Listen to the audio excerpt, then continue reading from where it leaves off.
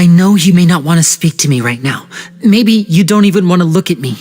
But still, let me thank you again for defending me to the end, even after you learned that I'm a member of the Fatui.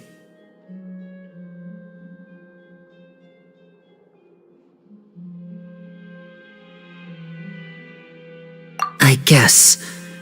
But regardless, I'd like the opportunity to set things straight. I didn't approach you with any ulterior motives or ill intent. I've spoken to you as myself, just plain Linny this entire time. As for why I'm a Fatus, it's because the goals of the House of the Hearth align with those of an orphan like me. That's all. That was how Father, who you might know as the Knave, approached recruiting us back then too. The Knave? The one who controls the House of the Hearth? She's your father? That's right. And since we're here, I was wondering, would you mind hearing a story? It's about my past. Back when our parents first died, Lynette and I were left wandering the streets. To survive, I took to surreptitiously observing an older street performer who did magic. It took me several days to figure out how I took my sister through several streets until we found a crowded corner, and we began to perform magic tricks there. To my surprise, we proved to be pretty popular, and we could at least stop worrying about where our next meal would come from for a time. But I didn't want my sister to remain a street rat together with me forever. Before long, an aristocrat came to me and claimed that he wished to take us in after watching my performances. So you went from orphans to nobility just like that? That was how we felt at first too. As if fate was on our side and we could say goodbye to those painful days. But I gradually discovered that while we were called foster children, he was really after my talent for magic tricks. He would constantly take me to all sorts of banquets to garner attention, which he would then use to expand his social circles. That doesn't seem too bad either. Better than roaming the streets at any rate. It took a while for me to realize just how dark his heart really was. After one particular performance at a banquet, I discovered that Lynette was not on the same return vehicle as me. I waited a long time after we returned home, but she did not come back. I went to that noble's bedroom and asked him about her whereabouts. The answer he gave me was, she caught the eye of the most eminent person at the banquet, so I sent her over as a gift. I mean, you'll be able to perform your magic regardless of who your assistant is, yes? Oh no. So he was gonna... But wouldn't Fontaine's laws deal with such people? As far as outsiders are concerned, this is a relationship akin to adoption or foster care, and they have their ways of escaping the eye of the law. I managed to ferret out the location of the mansion of that so-called eminent person and hurried through the night. But by the time I leaped over the walls, avoided the guards, and made my way in, all I saw was the moonlit ground covered in blood, and the Knave standing there in the darkness. So, she'd already taken care of that guy. That's right. She had rescued my sister before she could come to any harm, and had even discovered several girls hidden in a basement, all of them orphans. Father, the Knave, might have seen something in me, and so she made me an offer. The House of the Hearth welcomes you, for your interests align with ours. Here, none will ever betray you. Indeed, betrayal shall never be permitted here. I was hesitant to trust her. I had just been betrayed by nobles. But she was also quick to destroy the noble who had taken us in at first, giving us back our freedom. Oh, so that's how the two of you joined the House of the Hearth.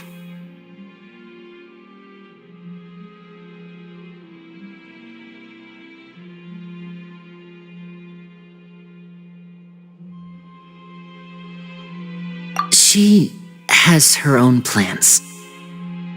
She has gained permission from the Sarita to first use the Gnosis' power once she obtains it. She plans to use it to find a way to break the prophecy and save Fontaine. So, she believes in that prophecy too? That's right. The whole House of the Hearth is currently working to combat that crisis. Today's case has also proven that people from Fontaine can indeed dissolve into some sort of water, thus further supporting the prophecy. Everyone at Hotel Bouffe d'été, including the knave, has their roots in Fontaine, and we will always defend our homeland. To us orphans, the only connection we have left to this world, apart from our family, is our homeland. So, from small deeds like distributing magic pockets to huge schemes like stealing a gnosis, everything is aimed at dealing with that prophecy.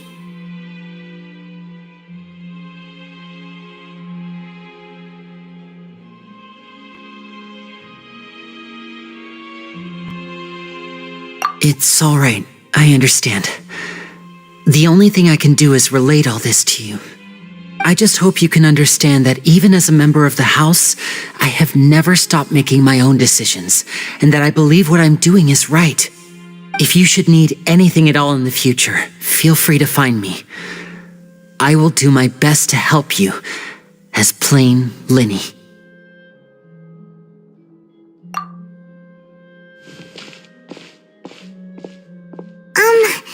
Bye, Linny!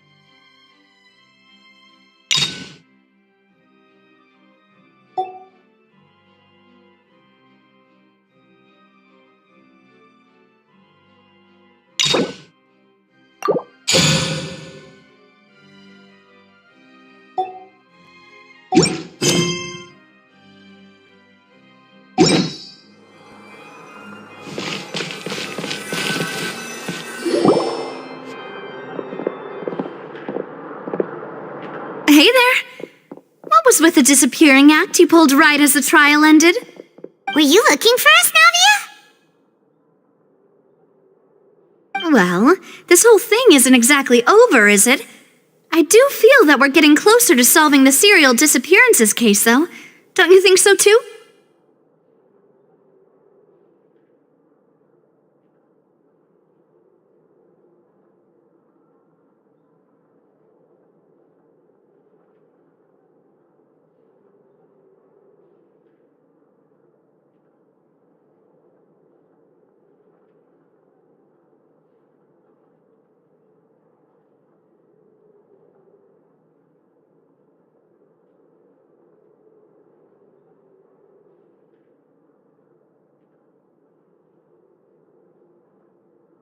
Huh?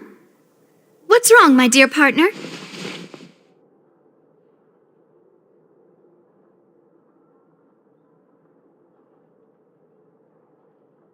Besides, are you sure we're the ones who can crack a case that's been cold for decades now? And given that there's new evidence from the trial, there should be a trail of breadcrumbs for the Hydro Archon's people to follow now, right? Ah. I see. Well, I won't lie. I'm a little shocked to hear that from you. But I suppose you are just travelers who have only arrived in Fontaine after all. Sorry. I might have been too presumptuous. Don't say that, Navia. Ah, and we were having so much fun investigating with you, too.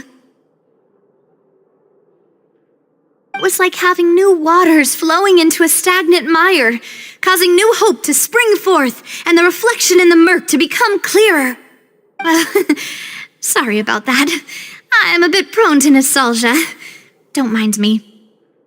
Wait, shall we have a farewell meal? You know, to commemorate our time as partners? Huh? Do we really need to get that formal? Well, guess you really did treat us as partners, huh? Well, I'd just like to have a proper ending to every important memory. That way there are no regrets later. Anyway, it would just be a meal, so it shouldn't take up too much of your time. You don't have to twist Paimon's arm. If Boss Navi is treating, count Paimon in! Oh, wonderful. In that case, why don't we return to the court of Fontaine and head to the Hotel de Boer? I believe we'll make it just in time for dinner.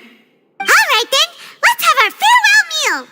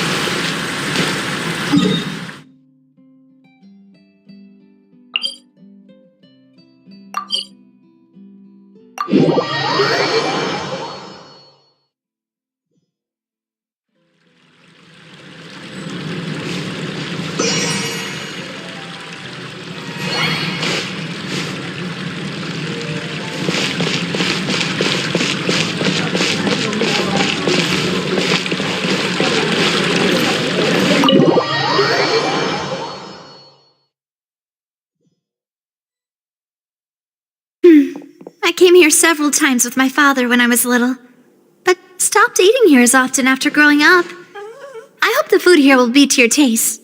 Oh, don't worry. We haven't eaten at a hotel like this in a while. Paimon's getting excited already. In that case, I'll go order for us first. Please wait here a moment.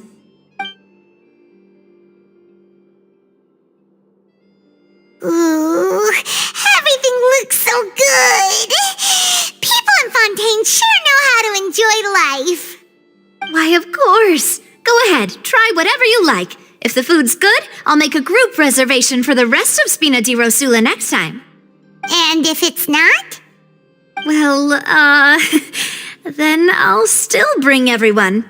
Albeit with only one dish per table. You, sure have your own way of doing things. Oh, we called this a farewell meal, but we could also treat it like a victory feast, right? We did just win that case after all. Oh, true. Very true. In that case, boss, we'll have another 2 dishes. Huh? Paimon didn't mean that you had to order even more food.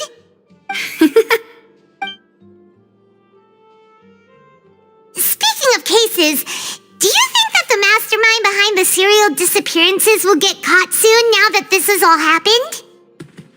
Well, we've certainly taken a big step forward, but I feel that's about it. We know that there's an organization that means to dissolve these young women, but we still don't know what they are really after. If it hadn't happened right in front of us, Paimon wouldn't have ever believed that a person could be dissolved like that. Right? Yet it was because this was such a preposterous notion that the investigation could never really move forward before. Ugh. If only that guy could have finished speaking! We were so close to hearing who was behind it. In such investigations, Even the smallest step can seem like a yawning chasm if the trail of clues is cut off. To be honest, I don't have high hopes for any follow-up that the authorities might conduct. It's not that I don't have faith in their ability, it's just that a different perspective is required in some matters. It's easy to guard against and deceive a single narrow perspective. A shift in thinking is required at such times in order to produce a breakthrough, which is exactly why the Spina di Rosula exist. Those highfalutin folk are not all-knowing. That's why we exist, to seep into the cracks where filth falls through, where their watch fails them. That's the kind of problems we solve. Seems Paimon thought things were simpler than they actually are. It's all right. Well, this was supposed to be a farewell meal, so I doubt you have further interest in this business, right? Let's talk about something else. Like, what are your future plans? That's true. We didn't have a chance to speak to her after the trial ended. It didn't really seem like the right time or place to do it anyway. I see. So, your primary objective, which has been foiled so far, was to have a chat with the Hydro Archon. I've heard that there's a long line of people waiting to meet Lady Farina. I suspect you'll be waiting for quite a while, considering that you missed your chance today. Yeah, we've heard that she's super popular here in Fontaine, and that it'll be tough getting any of her time. Well, would you consider some more, unique ways? Perhaps even methods of, let's say, questionable legality? Guess that's Spina di Rosula's boss for you. Chock full of sketchy ideas. Well, what did you have in mind? Well, one way would be to infiltrate a performance troupe at the Opera House, only to abandon your act at the play's climax and ask to speak to her after the performance. I'm sure Lady Farina would be eager to see the ending, and would agree in order to finish watching the play, don't you think? Could you suggest something a little more practical? This plan seems pretty hard to pull off. We'd have to go learn how to act, and acting's really hard. All right, here's another. Find a way to conceal yourselves under her bed. Then wake her up in the dead of night and demand answers. Don't let her go back to sleep until she answers all your questions. I can personally testify that this one works. When I'm sleepy, I'll do anything as long as I can finally get some sleep. That might work, but that's not really the problem. The problem is we don't want to get ourselves arrested. Valid point. I overlooked that part. I was just thinking about leveraging a person's desire for sleep. All right, no more joking around. Perhaps you could... I don't know. Cut the line when she's on a break. You did defeat her in court, clearing citizens of hers from false accusations. False accusations she had nearly upheld personally. I imagine that she feels quite ashamed about the whole thing. You mean that if we catch her while she's on a break, she might be too embarrassed to refuse? Oh, that does make some sense.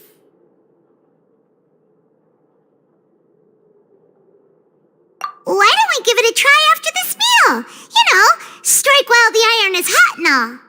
Huh? Paimon, did you drink my Fanta? Was this your drink?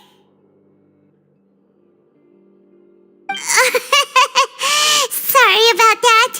Paimon wasn't really paying attention and the cup was right next to Paimon. Would you like to order another? No, it's fine. We're just about done here. Alright. Honestly, Paimon wouldn't recommend Fanta anyway. It tastes kind of salty and icky. Is that so? Huh. Well, in that case, we'll have to blacklist the Fanta here then. If we're all finished eating, then I'll go pay. Yeah, we're stuffed. Thanks for the treat, Navia.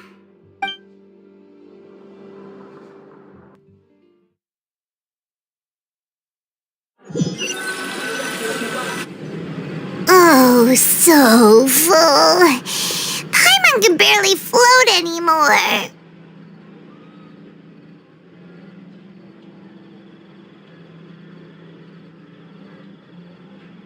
Nah, that would be so normal. You know, like you. Okay. As for expenses this month, we're left with... Hey, Navia, what are you doing over there? Oh, nothing. It was just a meal, you know? Nothing the Spina di Rosula can't cover.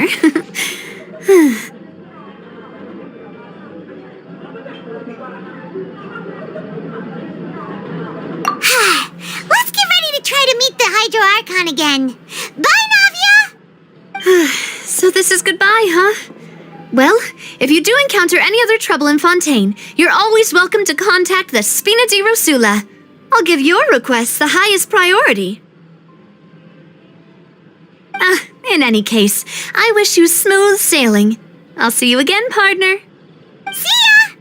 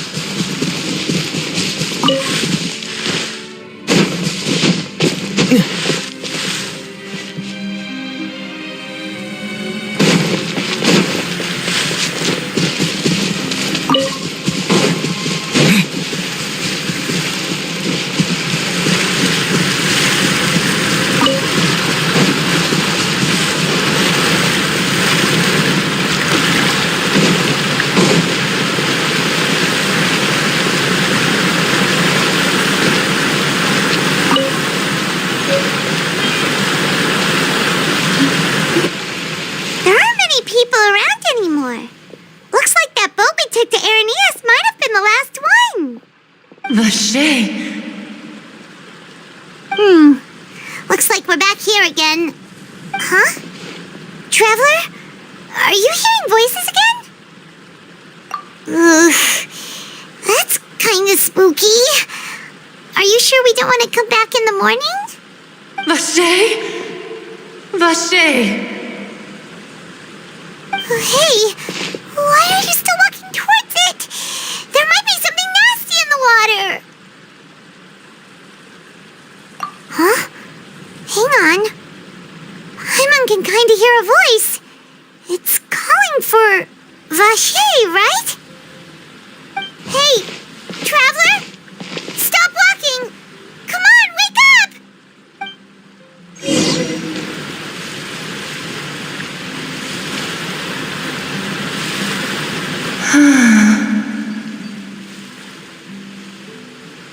Vache! Are you... my dear Vache? No, wait. You seem to be someone else. Do you know Vache? Do you know where my love is? Wait. Who am I? I'm very sorry. I fear I do not know. My memories feel like they have been washed away like a flood. So many fragments dissolved amidst the tide, never to be recovered. How much have I lost? How many things that I once held dear while on land have I since forgotten?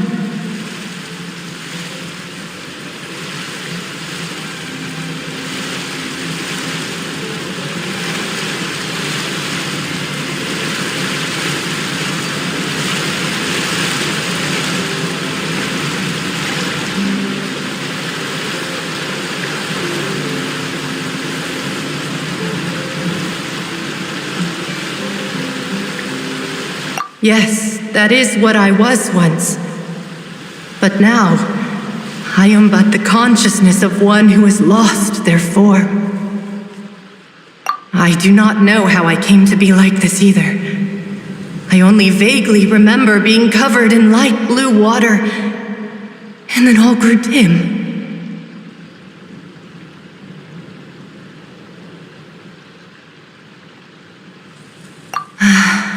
I also remember going to many places. I loved adventure, loved exploring places of peril.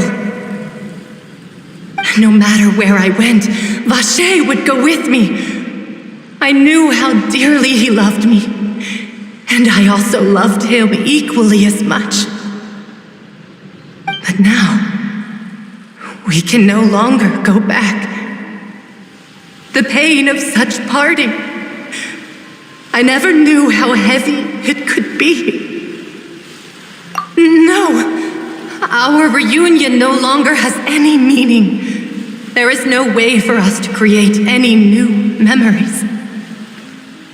The thought of me gives him no succor, so let it lie forgotten beneath the waters.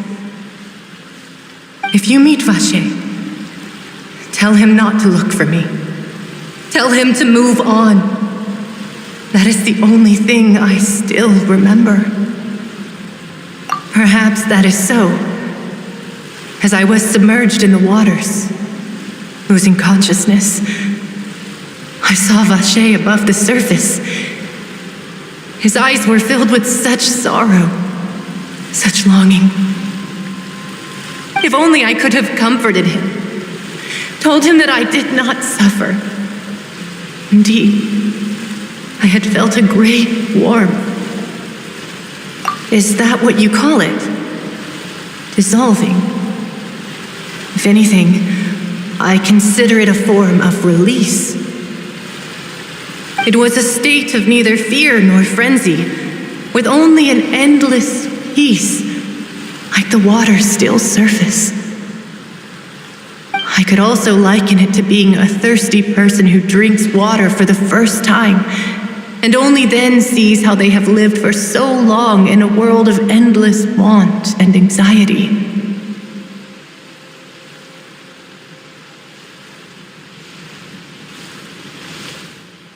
I think I hear your companion. It's time for you to go, I think.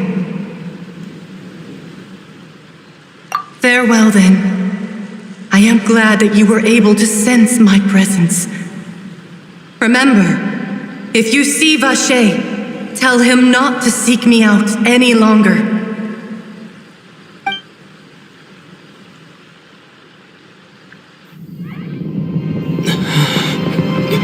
Wake up! Come on, hurry! Navia's outnumbered!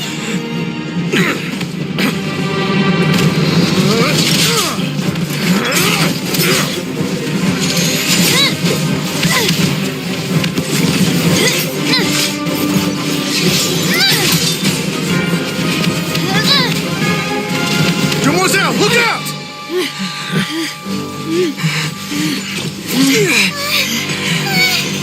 Dear God, it's a whole army of Gardamex.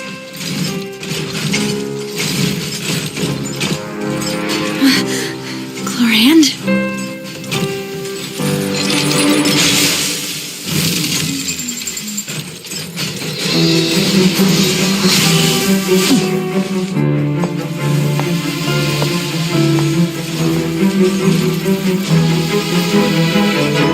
Quick, now's our chance!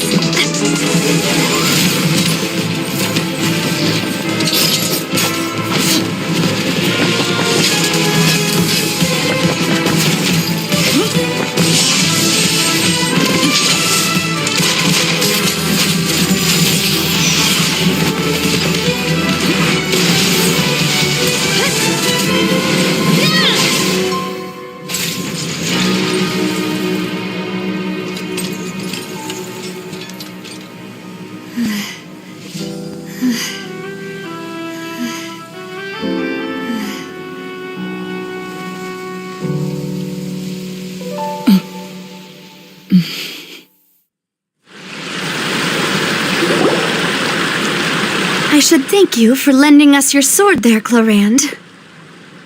But before I do so, could you explain how you managed to show up here? I followed you. It seemed to me that danger has followed you more closely as of late. I believe that following someone without their knowledge is actually called stalking, is it not?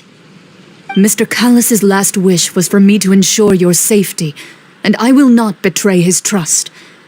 He would do the same, were he alive today. Do not speak of my father! Sorry, Demoiselle. I was not strong enough. Thank you for your aid, Miss Chlorand, but do keep an eye out for your manner of speech. I believe we all wish to avoid unnecessary emotional harm. Sorry, I did not consider your feelings. Whatever. What else do you know? How did you come to the conclusion that I'd be in grave danger? I doubt I know much more than you, but I believe that the mastermind behind the serial disappearances is very powerful. Your performance tonight will almost certainly attract their attention. I'm sure they've known about me. To be honest, I'm shocked it's taken them this long to act against me. And what about these Gardamex? I thought only those associated with the Maison Gardiennage could control them. None of these mecha have serial numbers. I was sure to check a moment ago. They are not the ones used by the authorities to enforce the law. I can only conclude that some powerful or wealthy party must have obtained them via illegal means, deploying them as a private force of sorts. What? Your point being that they're out of Spina di Rosula's league, then? Yes. Be careful, and do not act rashly. I will continue investigating no matter what. We will bring the truth to light. That's my father's true last wish. Regardless, thank you for your help today, Chlorand. But if you get any ideas, tell me first. I don't much appreciate being followed. I do not think that they'll strike again anytime soon. So I shall stop following you. Good day, all.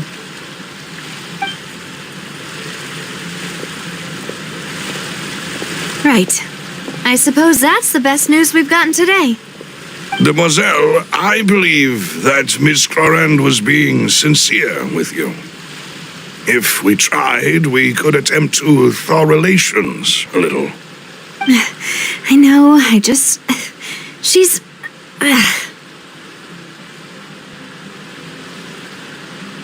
Oh, thank goodness! Paimon thought we were done for! Those Gardamex came out of nowhere while you were unconscious, and Nadia and her gang saved us!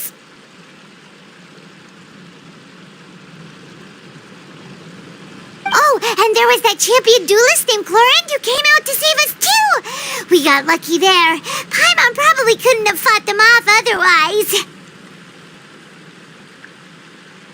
Oh, come now. Forget all that polite talk. That wasn't really a farewell meal we had back there. Not for me, anyway. In truth, I hope that every meal we have together shall be a victory feast. As such, we're still partners. There's no need to thank me. It will take 50 years for me to match Demoiselle's magnanimity. If it were me, I would have joined the Spina di Rosula on account of her goodwill long ago. All right, you two. That's enough.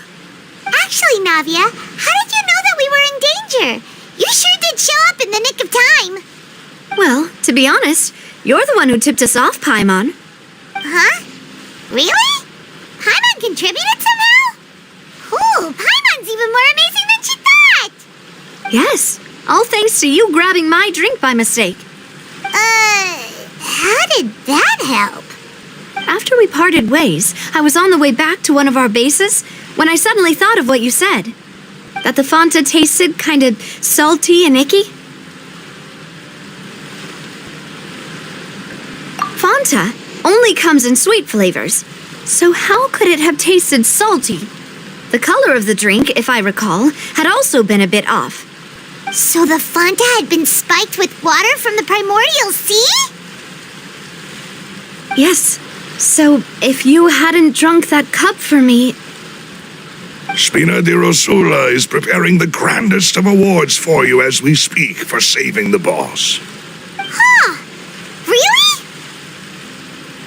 I sent people to Hotel de Boer to investigate, but whoever did this left no trace at all. That's when I figured out that you might be in danger and hurried here as quickly as I could. But why would they go after us too? All we did was defend Linny in court and help clear his name. Ugh, now we're caught up in this mess too, aren't we? Well, you did foil a plan that they were probably pretty proud of, and almost got their name in the process. Speaking of which, did anything strange happen when you drank the primordial seawater? Well, it can't be a coincidence that the traveler fainted just now. He said that he heard that voice calling for Vache again. Oh, and this time Paimon heard it too, but it was real faint. Does this situation have to do with the primordial seawater then? Does that mean the primordial seawater raises someone's sensitivity to hydro when it's used on people who are not from Fontaine? That doesn't sound like too much of a bad thing, to be honest.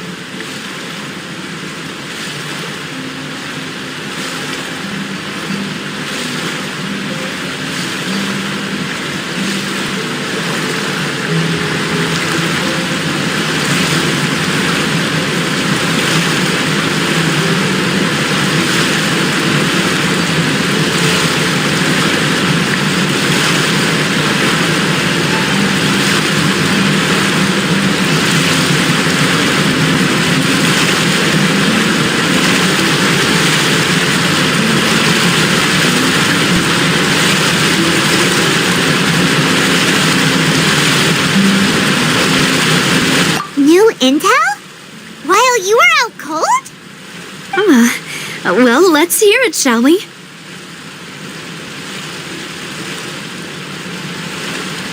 Oh, that is important.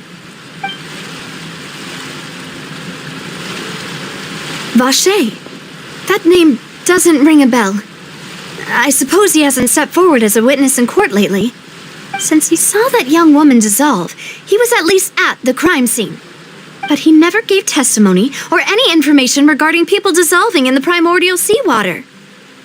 Could he have been threatened?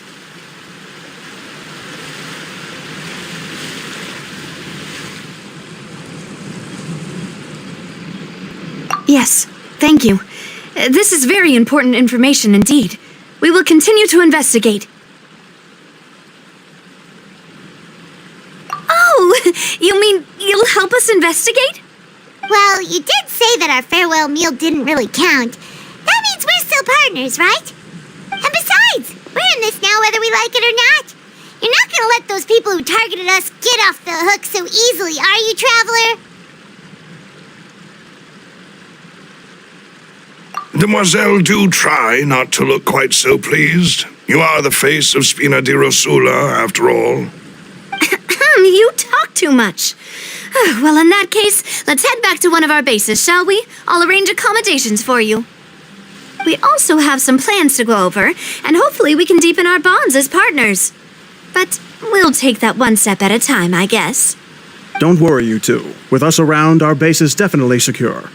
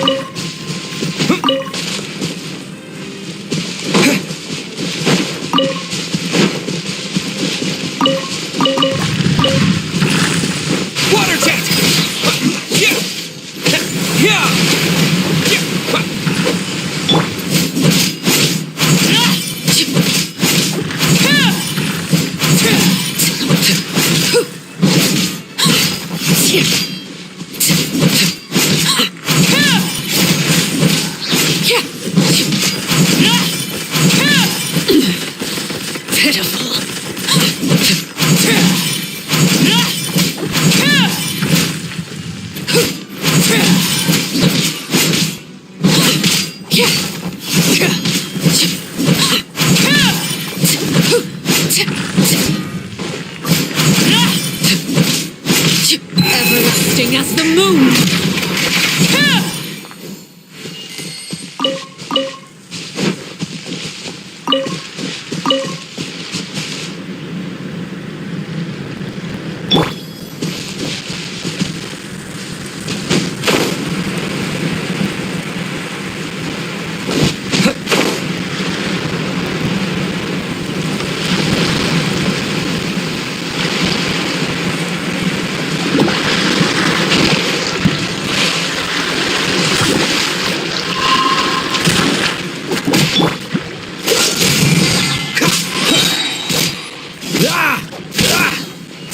Will be frozen in time.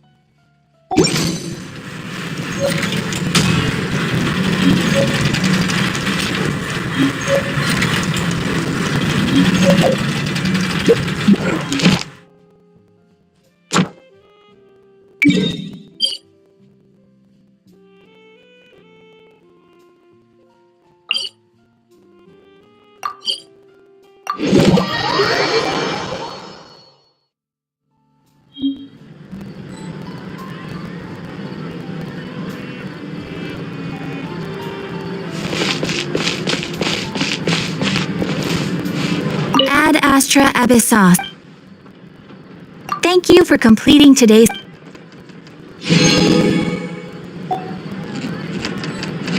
Ad Astra Abyssos.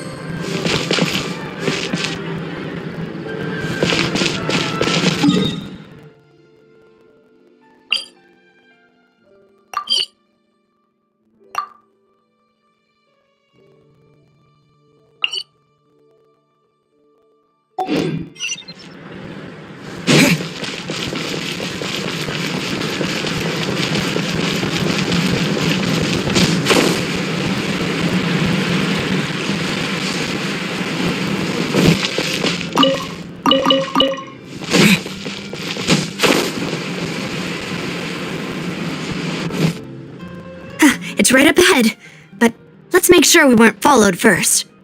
I've been keeping watch, Demoiselle. I haven't spotted anyone suspicious thus far. Very good.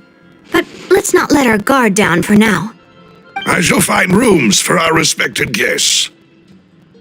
Thank you, Malus. Now, let's continue, traveler.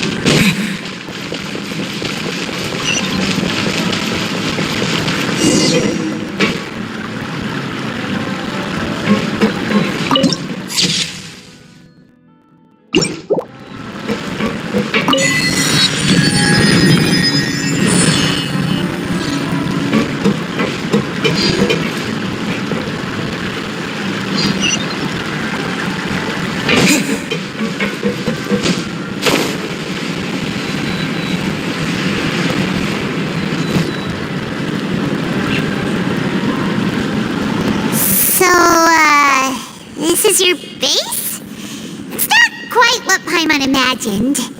Your accommodations have been arranged. Under the present circumstances, I can confidently say it's the best we have.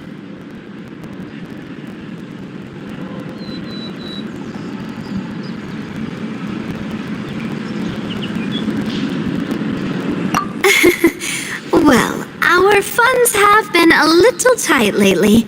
After all, we don't allow illegal or unethical profiteering. In fact, our funds often come from citizenry who support us.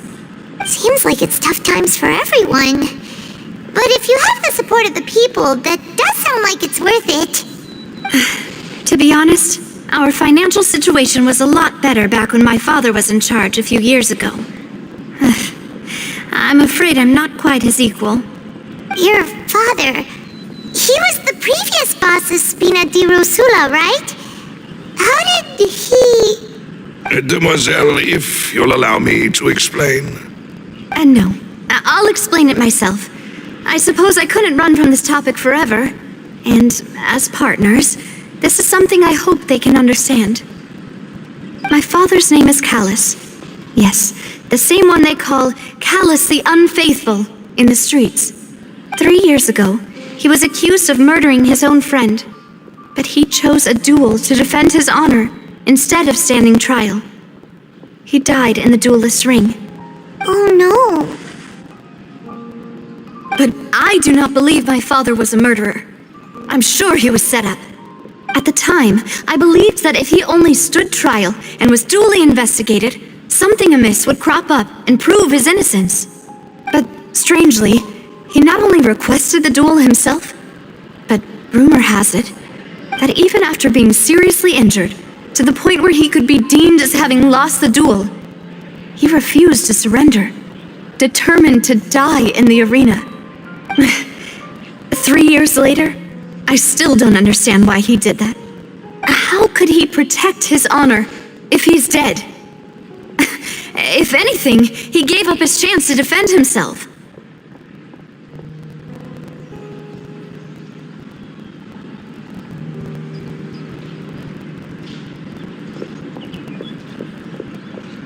The closest piece of info I have is that my father had been investigating the serial disappearances case at the time of his death.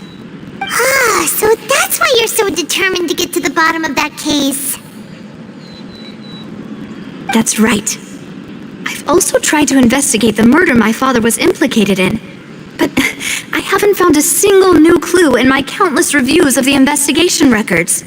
However, I believe that if the murder case is related to those behind the disappearances, they must know something. I must know what really happened. Was my father coerced? Framed? Even if he really did kill his friend, I must get to the truth. If only he'd been more open with me when he was still alive. He even hid the fact that my mother died due to complications when giving birth to me. And now, here I am investigating his death. You really are a handful, aren't you, Papa?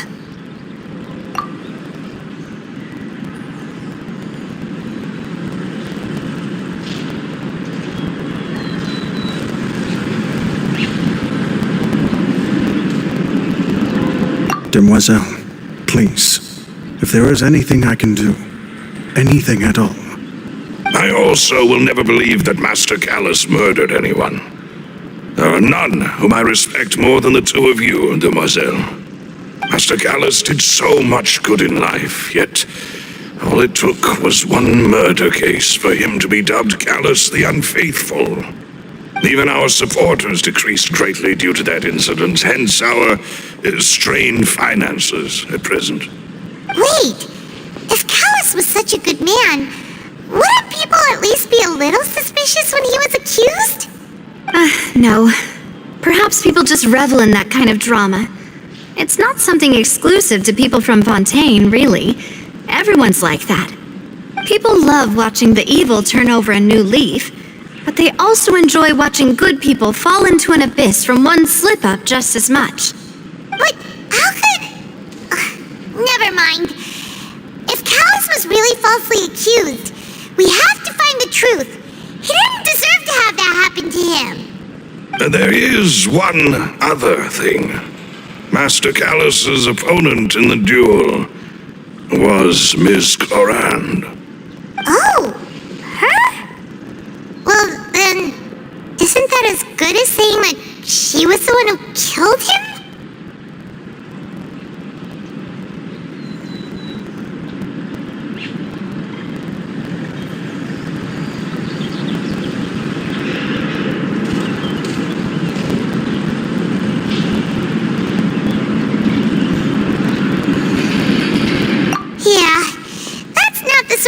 You can just let go and move on from. Miss Clorand has always placed great emphasis on the honorable nature of the duel. If her opponent doesn't yield, she will not stop either. She knew Master Callus beforehand and greatly respected him, but seeing how he was resolute in the arena, there was only ever one choice she could have made. It's not that I don't understand her at all. But I just can't deal with this yet. Don't worry, Navia. Paimon knows how you feel. You don't have to force yourself to do that. Afterward, Miss Clorand told us that at the start of the duel, Master Callus requested that she ensure Demoiselle Navia's safety.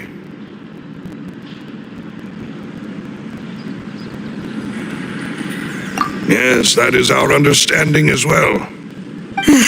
Oh, Papa.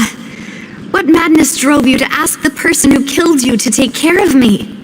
All right, anyway, that's the information I wanted to share with you. Even if it did sound like I was just complaining towards the end. Thanks. You two should go and rest. This was quite a day after all. Yeah, Paimon's beat. Please, relax and get some sleep. We will ensure you rest soundly.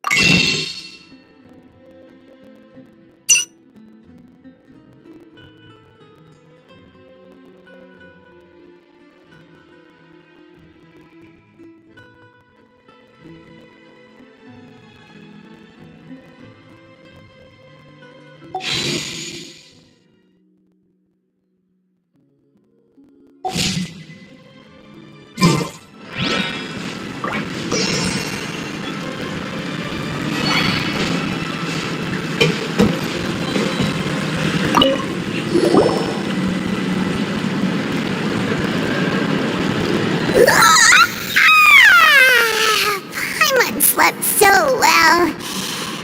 This place feels almost too safe. Huh? Navia? Where did the other two go? I sent them back to Poisson. It's Spina de Rosula's place of origin, and where we have our headquarters. There's not much for them to do here at the moment. Paimon gets the feeling that you're just trying to get them off your back. But never mind that. When did you get back? Were you waiting here the whole time? No, I just returned after going out for a while. I did some investigating yesterday regarding the name Valche. Wait, so you didn't sleep at all? How could I after having such critical new evidence appear? Guess Paimon wasn't speaking for everyone just now, huh? Unfortunately, this name seems to have been wiped from existence. It doesn't seem to have a match anywhere. I suspect that those behind this have already taken steps to hinder an investigation from this angle. But that does prove that this Valche person is a key witness in the incident. Does that mean we're too late, though? No. There is one ray of hope. One place in Fontaine that they would find almost impossible to threaten, no matter how much they wanted to. And that is the archives kept by Chief Justice Neuvillette, a place where detailed files on all the cases in recent years are kept. If the Oceanid you met is one of the young women who went missing recently, we should be able to find some related information there. So Neuvillette maintains an archive of case files? Whew, guess that's the hard-working Chief Justice for you. In that case, let's go talk to him, shall we? Aren't you coming along, Navia? Did you get tired? No, it's nothing. Let's go see the Honorable Chief Justice.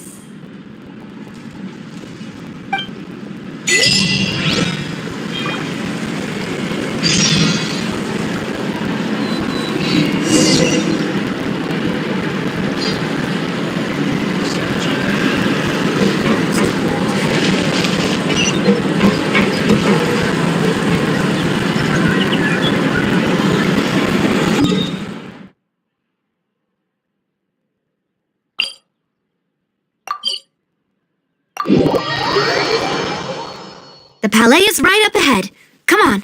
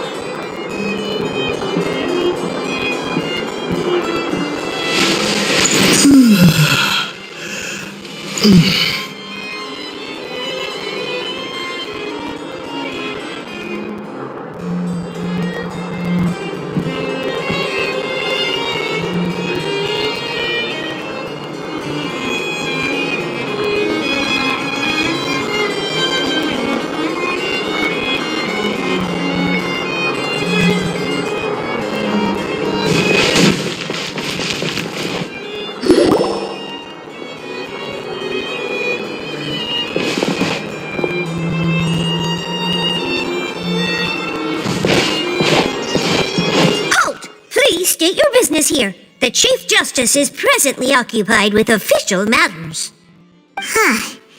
This place does look pretty heavily guarded. Guess that proves that Neuvillette's files are really secure. Hey, don't you recognize us? Huh? Who are you? Just to be clear, I don't care who you are or who you might be related to. Our rules make no exceptions. See? They've got great discipline, too. Yep. Paimon can tell. If you're here just to crack jokes, I can point you towards the exit. Unlike some, we're busy, so please leave if you don't have a reason to be here. No. What I meant to say is, shouldn't you remember us from a few days ago? We were at the trial of the great magician Linny. Oh, yes, I remember. I read about it in the Steambird. You must be Linny's attorneys. It's all coming back to me now. We're here today to report and archive some information on a follow-up case. Is that even a thing? Of course. Don't worry. We're here on official business. You can trust us. All right then, I'll let you through. The Chief Justice is just inside.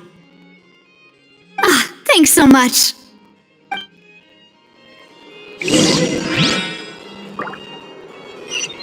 The food in the cafeteria is excellent. Please come in.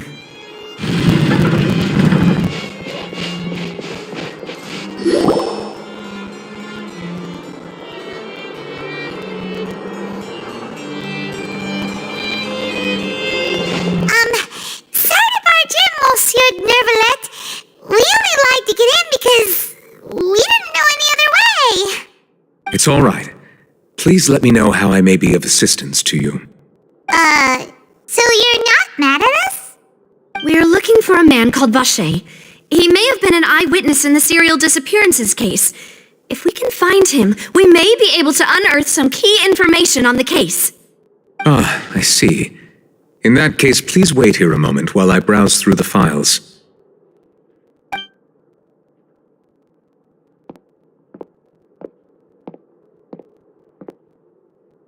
Who knew that Neuvillette would be so easy to talk to?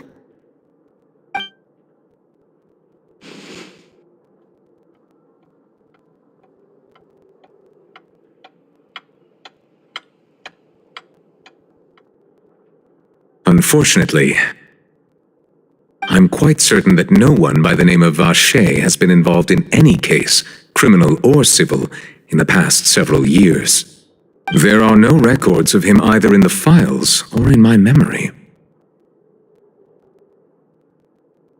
Traveler, what if it was really just a dream? Is that so? All right then.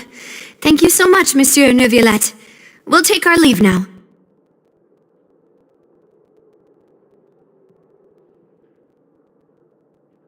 Ahem.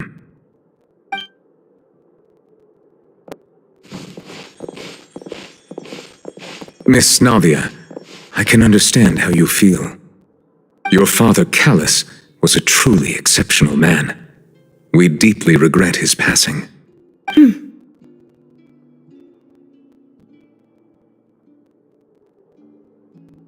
And what are you trying to say, Monsieur Neuvillette? Are you trying to console me? Extend your sympathy? Or just express some tendril of regret? No, you are not trying to do any of that. I can hear it in your voice. There's no emotion behind your words. You only said those things because you felt like you should.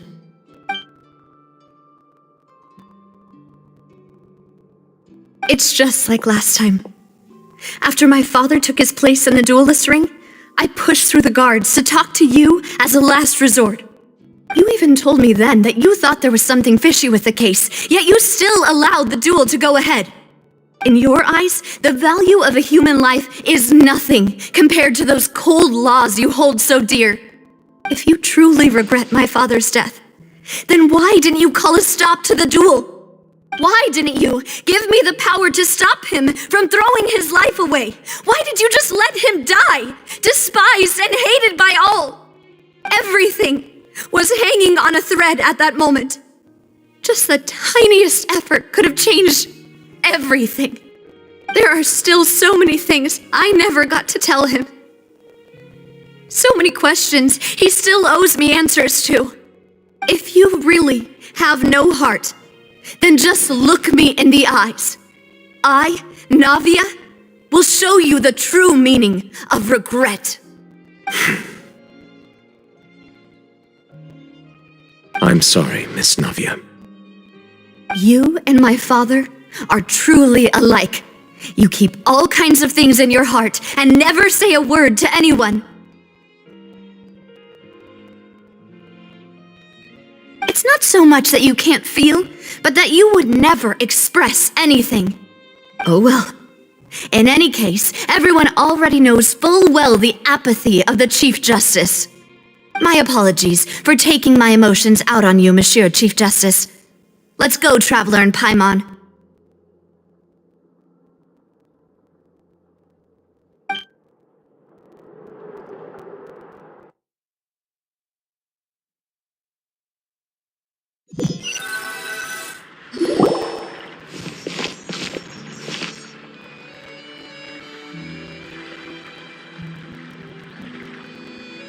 Navia, are you okay? I'm fine. Rain. It's raining. You're right. Wasn't it still sunny when we went into the building? And there shouldn't be any active trials today. How strange. Now that I think of it, on the day my father was convicted of murder, it was also raining.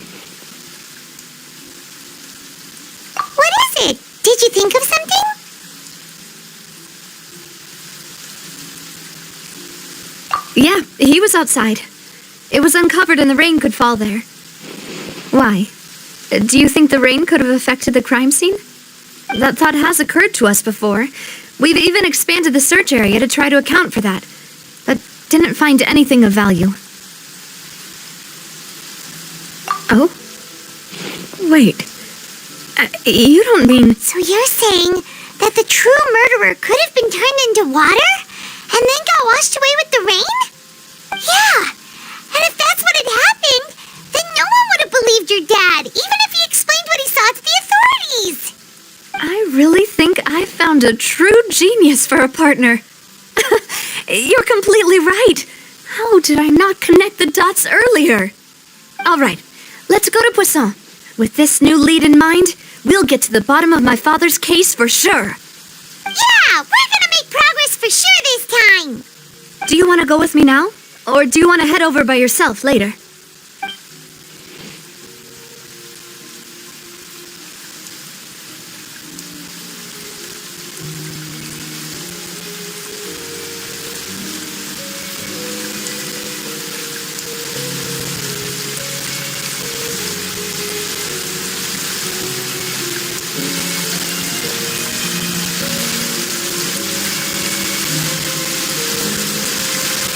Great. Let's go then.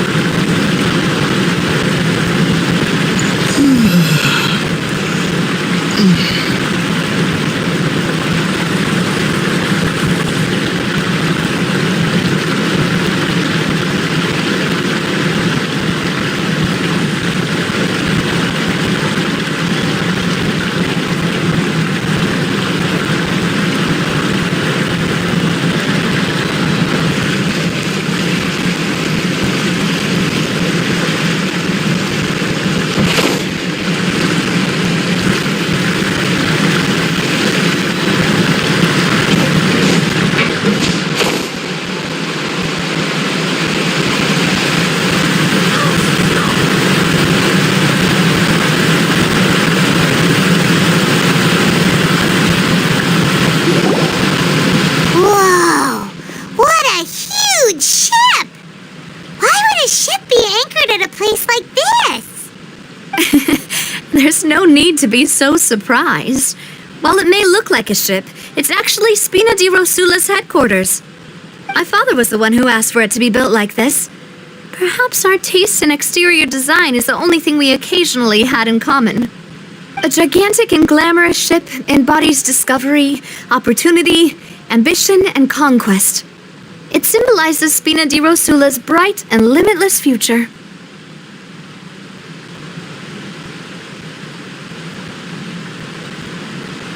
And Paimon thought you were bluffing when you said Spina di Rosula had a glorious past. Paimon was confused why a group with such a history would live in the sewers. But now that Paimon has seen this ship for herself, she's been convinced. Well, Poisson is where Spina di Rosula began, after all. It's our main base, our home.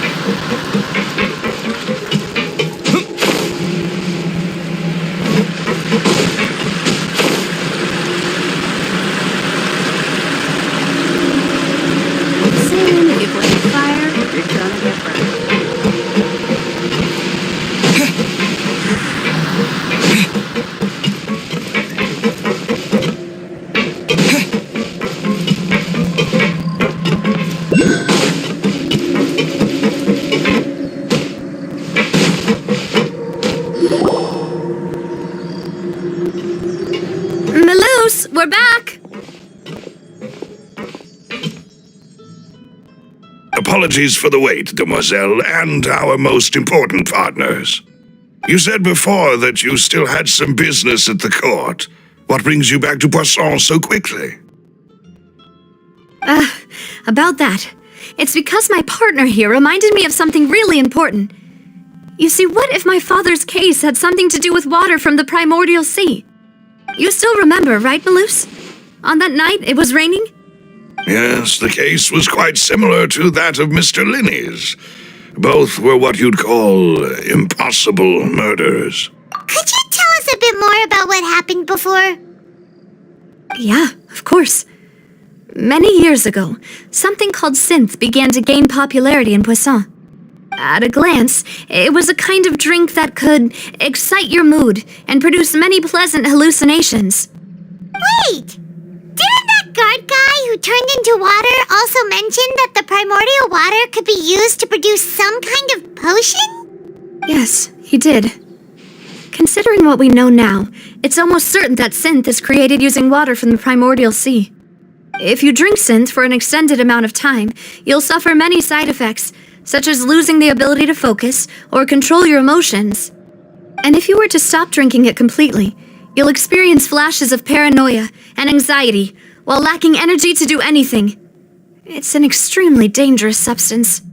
As he oversaw Poisson, my father was compelled to put a stop to synth abuse and called for a complete ban of it.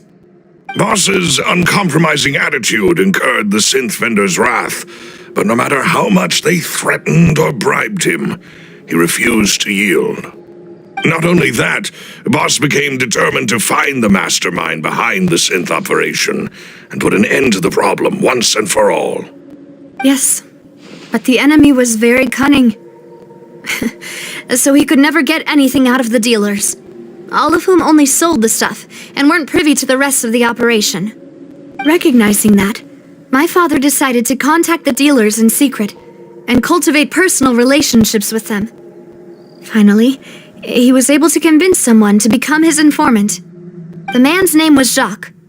He felt greatly ashamed about his work after seeing many families destroyed by synth abuse. That night, my father hosted a banquet at his countryside estate. He planned to meet up and exchange information with Jacques over some food. But then, we heard 2 gunshots from the courtyard. We raced to the scene and found my father, still holding a gun, and Jacques, who was already dead on the ground. Huh? How did that happen? Aren't they on the same side? Sounds just like Lenny's case, doesn't it?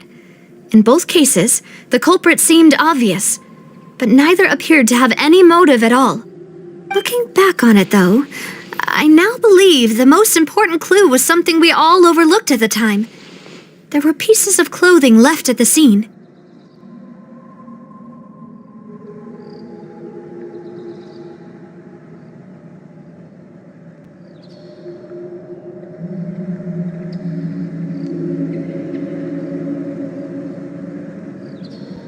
Precisely. It's all thanks to you that I made the connection now. Back then, we all just thought they were some costumes that Jacques used to disguise himself at the banquet. But, considering it now, it's almost certain that they belong to a third person at the scene. With one extra person, we'll also need to reconsider why the 2 shots were fired.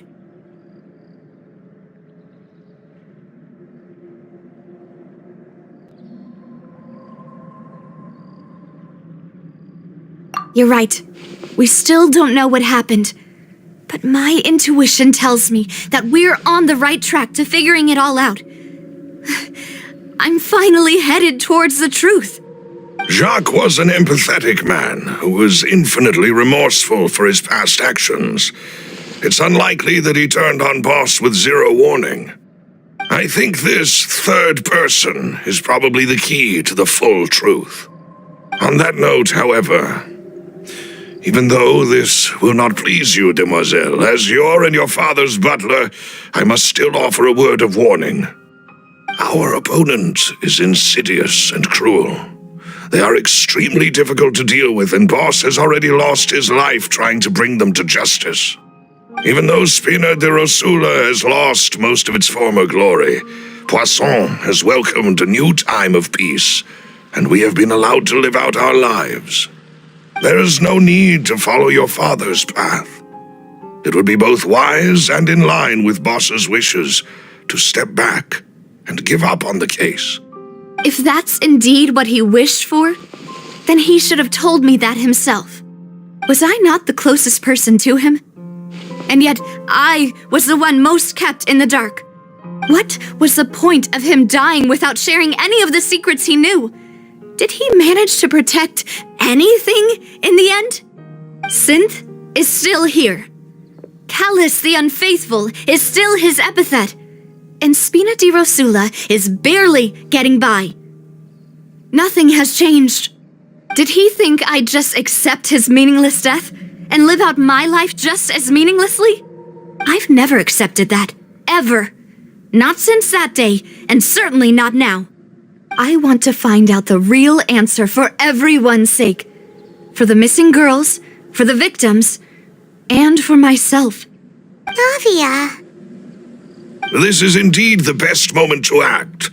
Your partner appears to be quite reliable, and more importantly, Demoiselle, I think you're also ready to take this on. So you do know something else, Malus?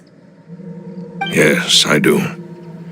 In fact, even before that banquet, Boss already knew of the connection between Synth and the serial disappearances case. But what drove all the tensions to the boiling point was the revelation that you, Demoiselle, had been selected as the next target to disappear. What? Boss also didn't tell you that he had been diagnosed with a rare illness. The doctors told him that he had no more than 5 years left to live. And the serial disappearances case caused him great anxiety. 5 years was nowhere near enough time to resolve this long-standing conflict, but once he passed away, all the danger would pass on to you. Knowing all of this, he decided to use one final intimidation tactic before his death. He claimed to have already gotten his hands on some key incriminating evidence for the other side, and even told some members of Spina di Rosula about the details. But as long as you remained safe, he would not share the evidence with the public. If something were to happen to you, then he and all those he told would immediately expose all they knew about Synth and the disappeared victims. Right, so nobody would be able to get off scot-free. As we've seen, Boss's tactic has worked. Even though Boss has been gone for a long time, the other side has not tried to take Demoiselle's life. No, I don't believe it. He never appeared to look sick to me.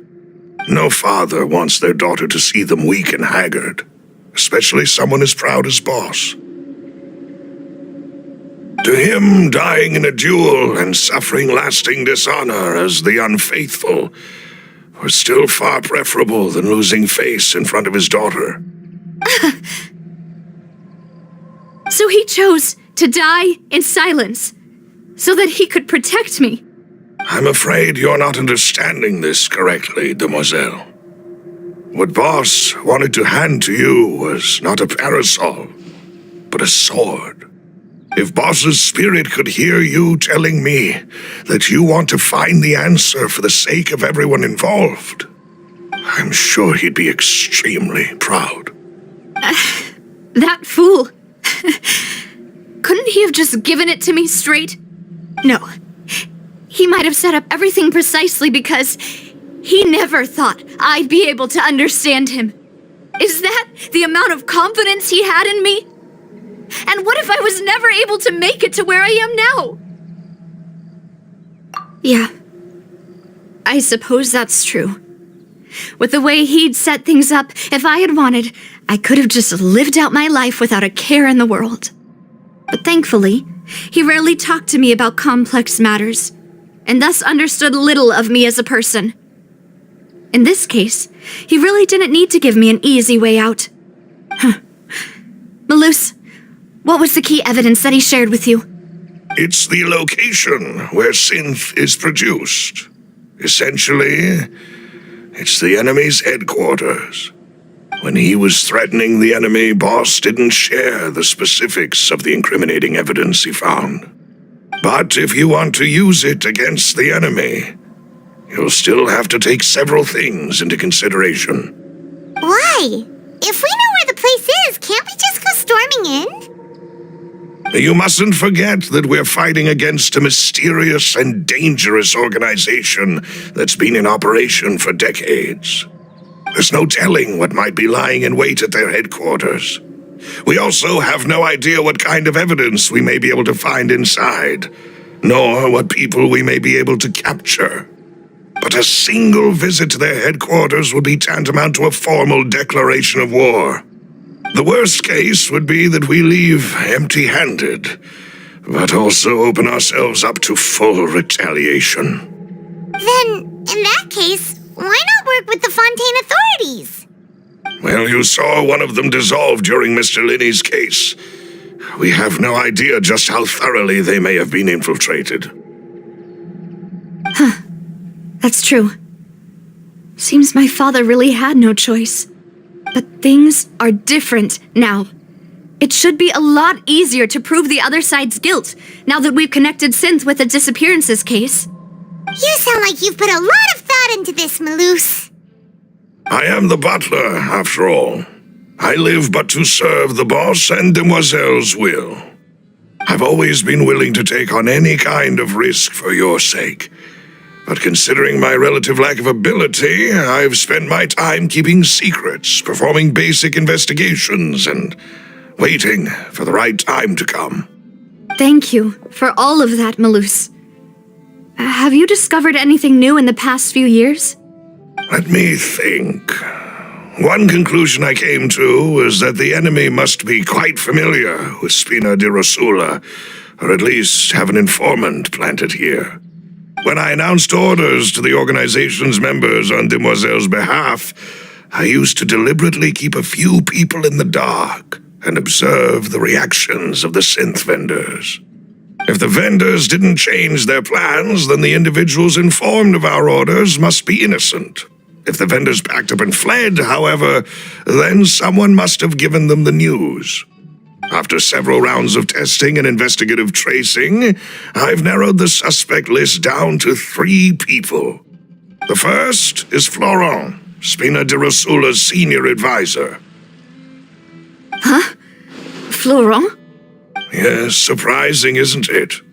He was one of the people Boss trusted the most, which also means that he was someone who understood Boss really well. Thanks to his position within Boss's innermost circle, he always knew our upcoming plans and could thus avoid capture this whole time. There's someone else like him too. Marcel, the head of Confrérie of Cabrières. Uncle Marcel. It's a guild in Poisson. Boss helped it to grow to its current size and prominence. In the beginning, they were only reselling some daily goods, but now they're one of the richest guilds around, with a lot of business connections in the city. So, they're like a sister organization of Spina di Rosula? Yes, you can say that. When we were fighting against the synth dealers, they provided us with plenty of support. It's a bit difficult to imagine someone using their own money to hunt down themselves. The final suspect is Thierry, the man responsible for coordinating information between Spina di Rosula and the guards. Although the guards mostly leave us to our own devices, there are still many activities we have to report to the local authorities. Since Thierry is always in the know about our current activities, he could theoretically always plan one step ahead. I see. These are all people who I communicate with quite regularly. To think that the enemy we've been fighting against has been right next to me all along, among those I trust the most. It's almost too hard to believe. If you want to investigate them, please take every precaution to not alert the quarry. Judging from our experience, the enemy is extremely cautious. Of course. And thank you, Maloose. You've provided us with a lot of great information. You're too kind, my lady. I'm just doing my duty. And before I forget, proving Boss's innocence would also mean clearing him of blame in Jacques' death. After that incident, Jacques' wife and daughter were taken into the Spina's care. They still live in Poisson today. If it might help, you could also pay them a visit. I can make the necessary arrangements. Aw, thank you so much, Malus. You really are the best. A new case awaits, my dear partner. I hope we can work together to uncover the truth and end this case once and for all.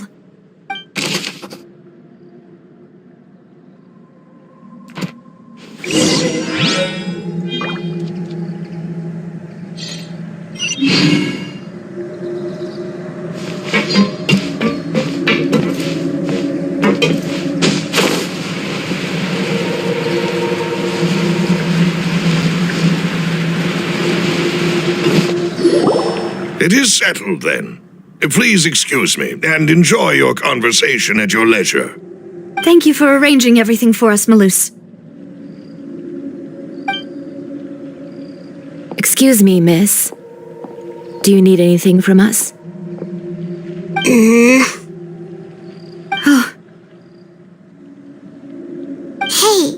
Navia's all quiet. This isn't like her at all. I'm sorry that I only came to visit after all this time. After what happened, I didn't know how I was supposed to face the two of you. If it's about that, there's no need to apologize. After my husband died, Spina di Rosula sent us a lot of mora and support. I understood your guilt and apology to be genuine. But aren't all of those things nothing compared to the loss of Jacques? I can understand the kind of pain that comes with losing a father so needlessly. You don't understand at all. I didn't know how to face you, because I didn't know what I could possibly bring as a consolation gift. I know only the full truth could bring closure to you, and to all of us.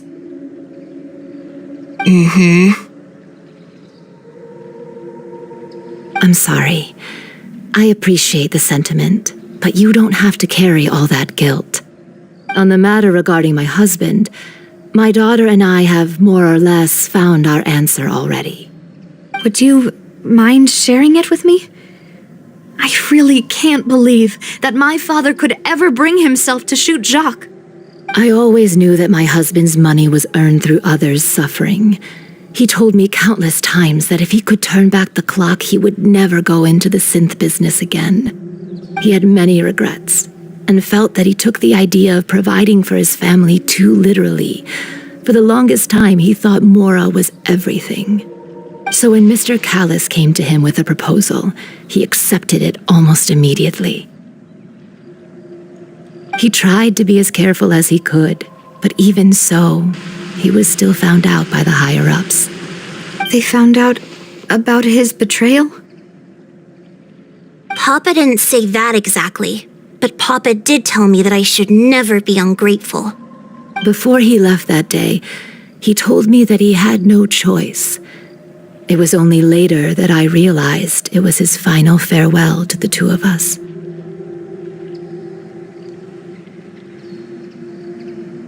I don't know that for sure, but you could say that's the conclusion I eventually came to. Which is why I'm the one who should feel guilty. Callis had always taken great care of us, both when he was still alive and after he passed away. Even if he fired the shot that killed my husband, it was likely in self-defense.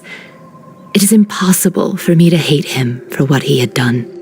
But Mama, why is Papa still the bad guy if he did the right thing? Papa always wanted to be a good man, so why did he have to do a bad thing in the end? Well, things aren't always as they seem. You still feel like your Papa was a good man, right? Yeah, Papa was a really good man. The best in the whole world. Then you should hold on to that. If a good man had to do a bad thing, then he must have had his reasons, regardless of whether he left you a parasol or a sword. He must have done so to give you a better life. Oh. Thank you for everything you've told me. I will definitely find the truth. The current state of things is not something I'm willing to just sit back and accept. Thank you. I'm very grateful to hear this from you. Even though your personality is quite different from your father's, your determination when you speak is really similar. You really think so? That's the first time anyone said that to me.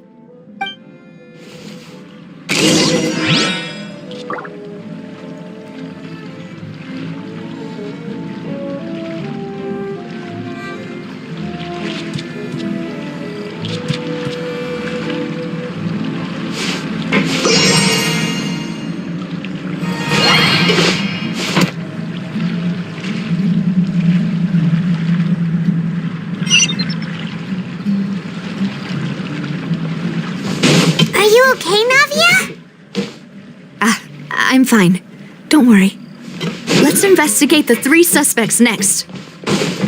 Laurent should be nearby, and we should be able to find Thierry and Uncle Marcel in the city. I'll get myself together on the...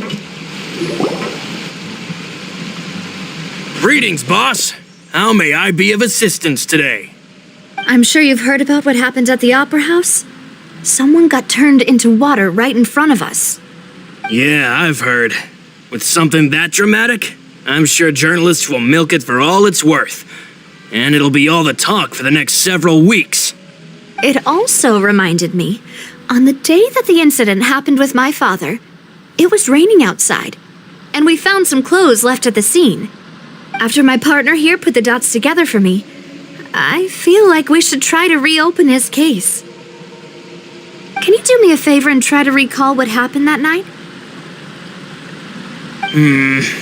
Let me think. Mr. Callis was feeling pretty upbeat that day. So he was drinking and bantering away with us at the table. After that, he told us that he wanted to go get some fresh air. So we let him go without thinking much of it. Who knew that we would hear 2 gunshots ring out right after? My first reaction was that Mr. Callis's life was in danger. So I grabbed my holster and made a mad dash toward the scene. But when I got there, it was already too late. Mr. Callis was standing over a dead body with a gun in his hands. All we could do was look back and forth at each other, not knowing what to say. So you also remember 2 gunshots then? Indeed. The guard said that the first shot didn't hit anyone, while the second killed Jacques. But I've never really bought that explanation. Reason being, Mr. Callis had left his gun on the table. I even made sure to confirm that before running to the scene. But according to the guards, that doesn't mean he couldn't have had other guns on his person. About the clothes left at the scene that you mentioned, do you think there was a third person there who was turned into water?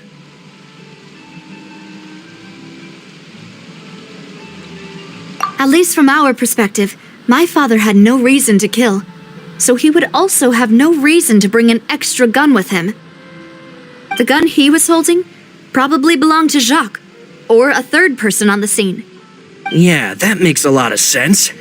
So you're saying Mr. Callis ended up with the gun because he seized it from one of the other guys? But hold on. If that's what had happened, then why didn't he share the truth with any of us? He didn't even want to face the Oratrice machine, and chose instead to prove his honor in a duel.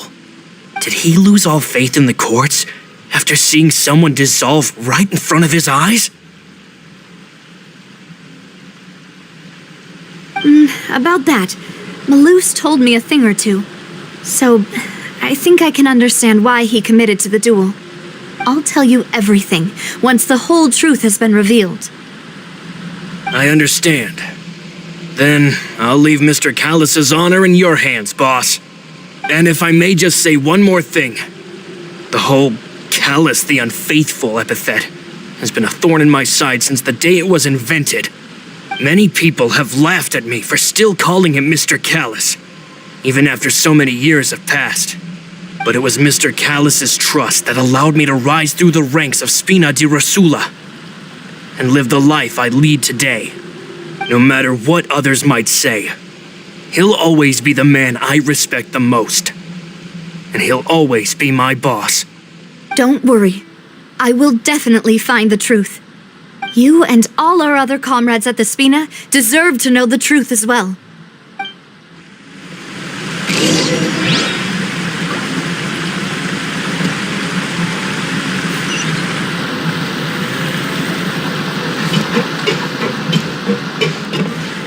Intel is just like pictures.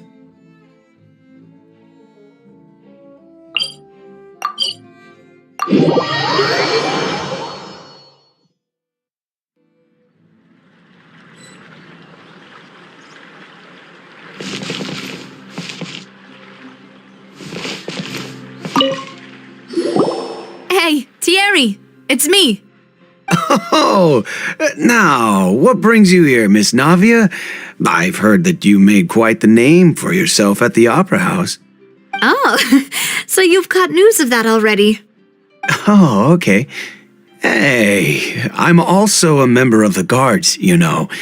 The way you make it sound, people would think I was sent off to Poisson because I had done something wrong. Are you sure there isn't a little bit of truth in that? Under normal circumstances, shouldn't you have been called back to the city already? I mean, where I work is really up to me. Let's just say I enjoy the ambiance of Poisson. Callous did a fantastic job running the town, building Spina di Rosula from the ground up and clearing many obstructions in my way. It would be next to impossible for me to find a similarly easy but high-paying job in the city. Anyway, enough chit-chat. Are these two friends of yours? You, here for some formal business? Yes. These two are my partners. What happened at the Opera House made us realize that Linny's case and my father's may be related. We're trying to reinvestigate the details of my father's old case. Ah, I get it. You think there might be more to the case now that we know people can be dissolved into water, right? I was also flabbergasted when I first heard of it. If you want to go through the original files from your father's case, I can help you look for them. That'd be much appreciated. Thank you. Actually, I have another question. Do you have the authority to dispatch Gardamex? Of course. Without them, I couldn't possibly handle Poisson on my own. Why do you ask? We definitely can't use them to forcefully get more evidence for your father's case. Well, you see, just recently, we were attacked by a horde of unnumbered Gardamex in the city. So, if you hypothetically wanted to do something against me, all you would need to do is get rid of the mecha serial numbers and send them after me. Then you think too highly of my abilities. Dispatching mecha is very different from controlling them. If I had to make an analogy, when you order a dish, the chef will make it for you. You can ask the chef to cook, but not to massage your shoulders or carry your baggage. If you try to make unreasonable demands, the chef would just think you're out of your mind and ignore you completely. The same goes for me and my Gardamex. Removing a serial number is also not as easy as you might think. There are a lot of complex steps to it, and it's almost impossible to keep it a secret. So I can promise you, those mecha were definitely private units. They're certainly not cheap. So, whoever their owner is must be super rich, powerful, or both. Now that you mention it, though, being in the synth business would definitely be profitable enough to afford this. Oh, then you're officially in the clear, Thierry. Oh, well, thank you for the vote of confidence, Navia. Jokes aside, I'd like to wish you all the best with your investigation. I'll be staying in the city for a little while, so Just come find me if you need any support from the guards.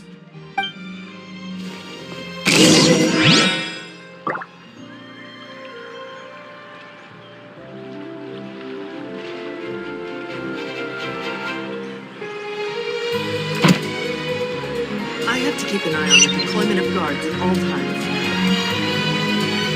Welcome to Palais Mermoni.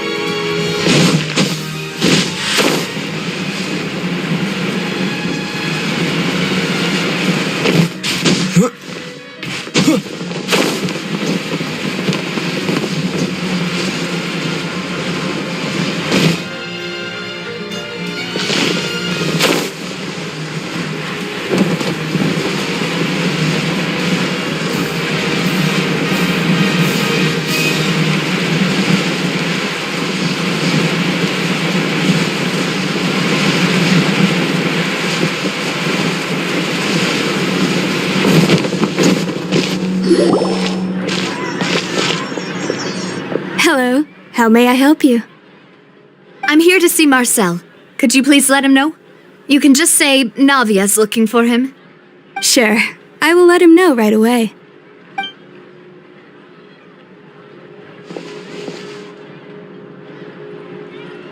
Navia, hello. Sorry to keep you waiting. I'm not as young as I used to be, so my legs are giving out a bit. Oh, it's all right, Uncle Marcel. There's no need to stress. I just wanted to talk to you briefly about what happened in the Opera House. I'm sure you saw everything too, right? Yes, I've never seen anything so strange. Oh, you were at the Opera House too? That's right. I went there with Navia to see the magic show. Who knew it would turn into a whole murder mystery? I also witnessed your marvelous sleuthing work. Quite impressive. To beat the Hydro Archon at her own game on her own turf, I can already imagine everyone in Fontaine discussing your exploits over a few glasses of wine. Oh, Paimon doesn't want to become the talk of drunkards. Apologies. It's just how Fontaine is as a nation. Everyone loves drama and theatrics. Uncle Marcel, you've also noticed that other thing, right? The fact that humans can dissolve in water? Yes, I was reminded of your father's case right away. Is that what you're investigating now? Exactly. I still don't have much solid proof, but I can sense that the other side has already begun to act. Oh, and what makes you say that? We were attacked on Arrhenius by some unnumbered Gardamex. And there was also an attempt to get me to drink water from the primordial sea. If not for the vigilance of my partner, I probably wouldn't even be here talking to you right now. Oh, you're giving us too much credit. Wasn't it you who protected us? Alas, it seems things are heating up again. The peace that Callus sought so dearly will soon become a thing of the past. But rest assured, Navia, Poisson will always remain a safe haven for you. If you're scared, you can always return there. If anyone dares to lay their hands on you there, the Confrérie of Cabrières will use its funds to the last Mora to bring them to justice. Thank you, Uncle Marcel. But I don't intend to go into hiding. I'm going to strike while the iron's hot. Do you have any new thoughts on my father's case? About that. Sorry, my age is catching up with me, so it'll take me a while to recall my memory.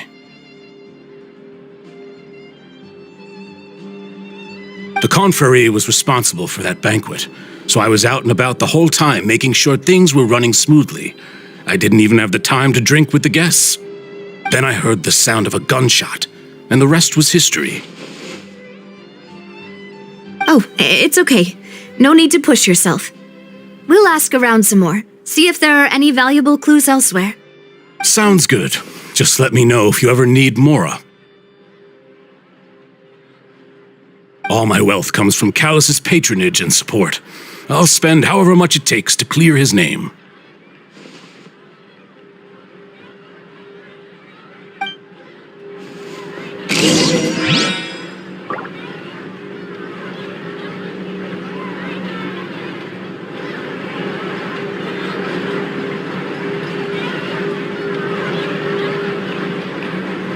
This can work. must treat them as new samples.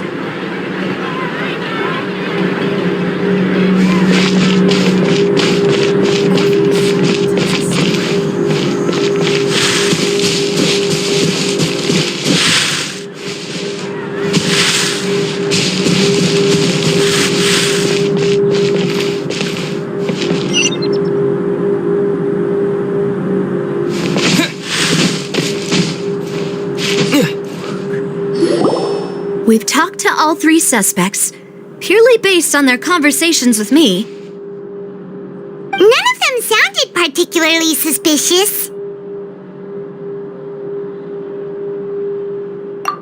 I suppose that's to be expected, though.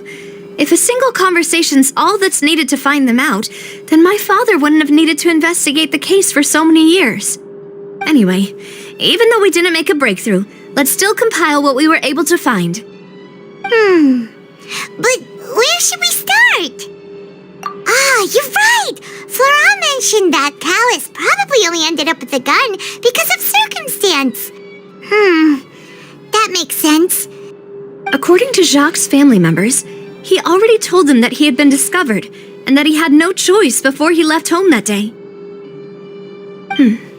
If I had to guess, he probably received an order from the synth boss to kill my father.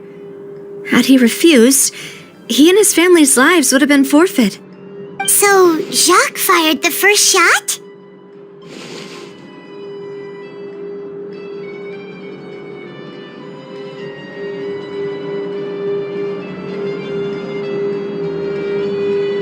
Oh? And why is that?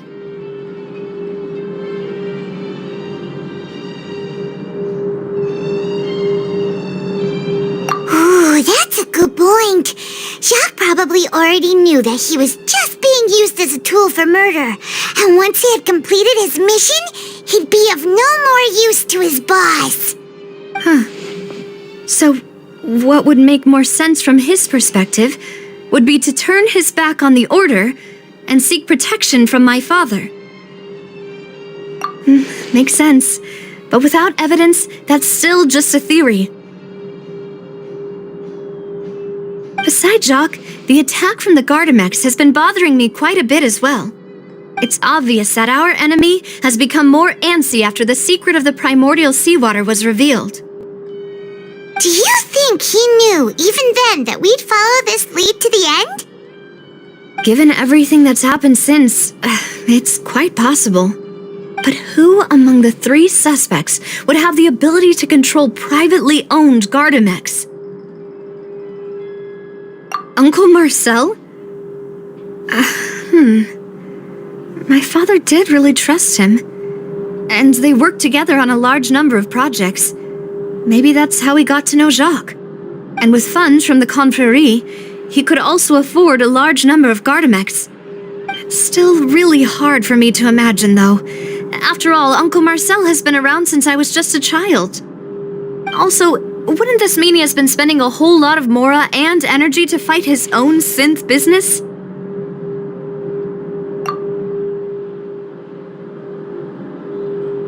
Thierry, you say? It is possible that he's figured out a way to convert the Gardamex for personal use. But I didn't feel like he was lying when he was talking to us about the mecha.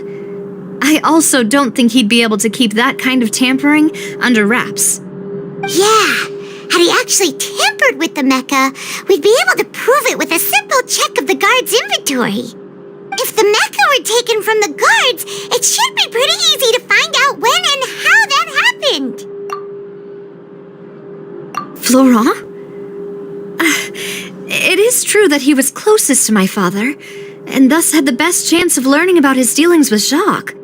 But as Spina di Rosula's advisor, his work mostly deals with personnel and security, so he shouldn't have much means when it comes to finances. So you're saying he's too broke to afford a mecha army? Exactly. He can't. And even if he could, I don't think he would be able to dispatch a whole group so quickly. Who could it be?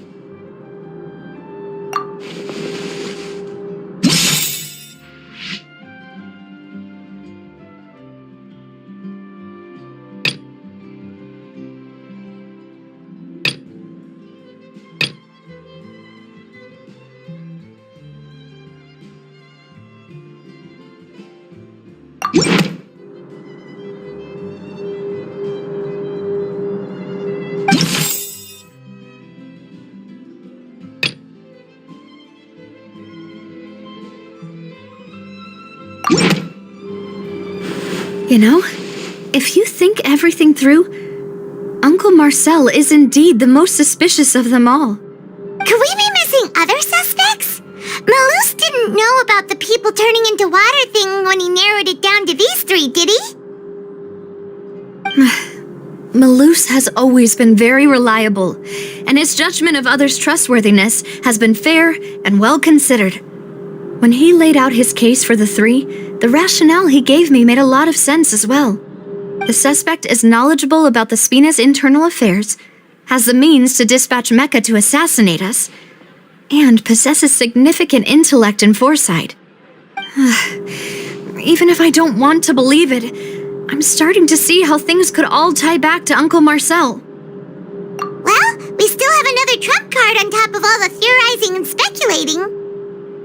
Yes, Malus did say that charging straight in there would be extremely risky, but we don't have any other options right now. We need far more solid proof before we can hope to go charging in on our enemy. Navia, here you are. Oh, I've been looking for you. Huh? Aren't you the guy from the guards?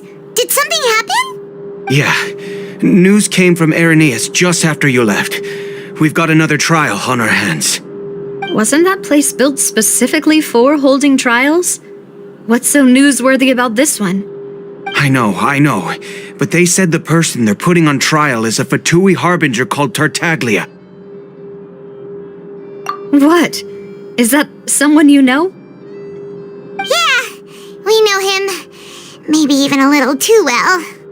Well, he's been accused of being the true culprit behind the serial disappearances case. It's absurd, don't you think? Wait, how? None of our investigations have had anything to do with him.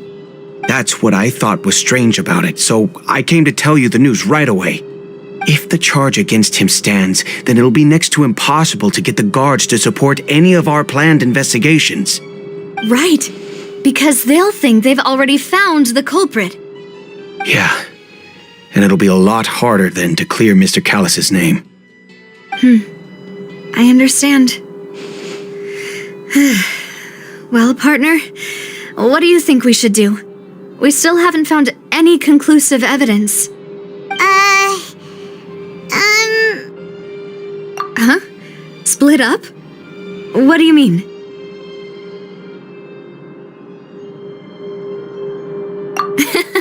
Just as expected of my partner. Since this is a trial about the serial disappearances case, the culprit's attention will be focused on Irenaeus, leaving his home base wide open. You're right. This is our best opportunity. All right then, let's do this. I'll stall them at the Opera House and charge Marcel as the true culprit. I won't have any chance of making that charge stick, though, unless we find more evidence. It'll be up to you to make it back in time and hand the decisive evidence to me. We'll help you, just like you helped us in Linny's trial. Demoiselle, please allow us to accompany you. I'm ready. Malus, Silver, when did you two get here? We heard that you'll be leaving Poisson and figured that you might require our assistance. It's our hope that your confidence will be bolstered with the two of us by your side. Thank you so much. Then, let's make haste for Irenaeus. Paimon, Traveler, I'll see you at the Opera House. See you then!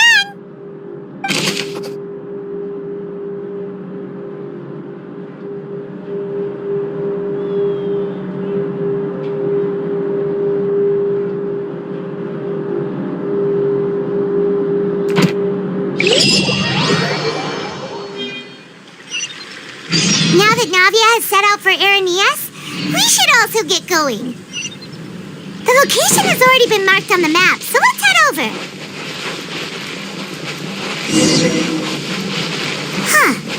According to Malus's info, the synth production base is underwater.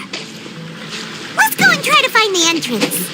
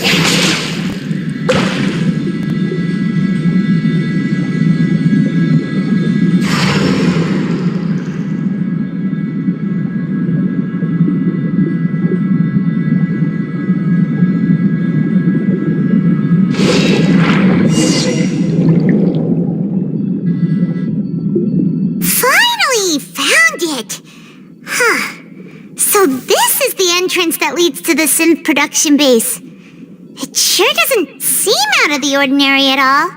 Ah, you're right. An important place like this is bound to have a ton of protective measures and mechanisms. Navia's probably arguing up a storm right now to stall for us.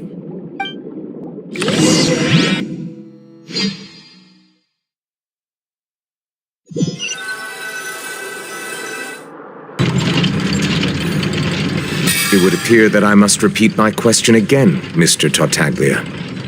Do you accept the charge that you are the true culprit behind the serial disappearances case? To be perfectly honest, I don't understand your country's complicated court system, or the reason why I'm being charged with something I've never even heard of. However, I did hear that people who have been charged can choose to participate in a duel to clear their name. Is that right? In which case, as long as I accept the charge, I can have an all-out fight with that champion duelist Clorend, right? I've got to admit, that's one of the most enticing offers I've ever received. When I privately sparred with her last time, she was obviously holding back. Real disappointing. Hey, don't you understand? You're currently the prime suspect for a major case. This isn't the place for you to be looking for fights. Oh? Sounds like the Hydro Archon wants to lecture me on the ways of the Opera House. Then why don't you duel me too? I'm the kind of student that learns best in the heat of battle. No. That's not what I meant. Alas, it would appear that communication with the defendant is going poorly, and we have made very little progress. In that case, let me explain everything from the very beginning again. The goal of this trial is to determine the culprit behind the serial disappearances case. That case had nothing to do with him! You've got the wrong man! Huh? What's going on? Why is she interjecting again?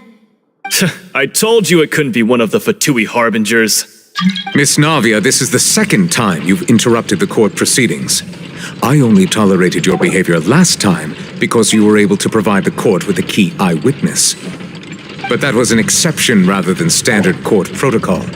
I can very well charge you with contempt of court for your interjections. Oh, please. Did you ever think I had any respect for this place's pointless theatrics? We can put that discussion aside for now. I'm not here to argue with you. I'm here to charge the true culprit behind the serial disappearances case. And if my charges prove true, then Tartaglia here will be proven innocent by default, correct? Oh, a young lady has charged in and offered to clear my name. How fascinating. Well, I'd gotten half bored to death by all these rules and procedures anyway, so I'll take you up on that offer. So, Your Honor, is there nothing else for me to do now? You may take a seat for now in the audience, but that doesn't mean the suspicions against you have been lifted. Now then, Miss Navia, who is the person you would like to charge instead? That person is...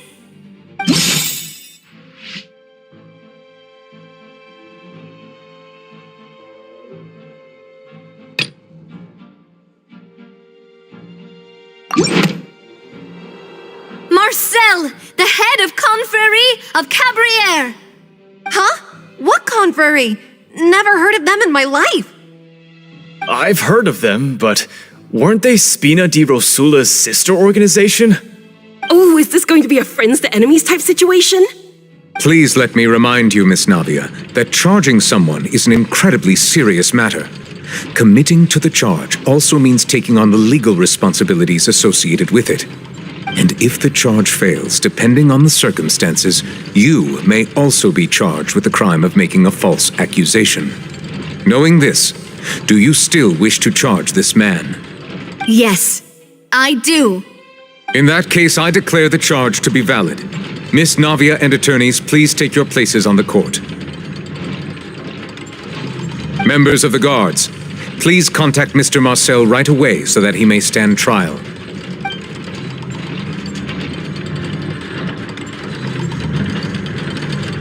Mr. Marcel, you will not require an attorney. Is that correct? Apologies, sir. It all just happened so quickly, I still haven't figured out what's going on. I think an attorney won't be necessary. This is probably just a misunderstanding between me and Navia. Very well. In that case, since both sides have now arrived, Miss Navia, please present your charges. I would like to take everyone back to 3 years ago, to the case of Callus the Unfaithful. Only through elucidating what really happened in that case can we connect all the dots for the serial disappearances case. Navia, do you really think that I was the one who killed your father? Come on, why would I do that? Callus was my benefactor, and remember, both you and I only ran to the scene when we heard the sound of a gun. If that's enough to make me a suspect, wouldn't that make everyone at that banquet a suspect as well? I think there's no point in getting into the specifics right now. The audience doesn't even have the big picture yet. Even I'm struggling to remember some details of that case. Exactly correct, Your Honor. I must refresh everyone's memory about that case before I can explain my charge and reasoning. I see. In which case, I will recount the findings about that case as originally recorded by Maison Gardiennage.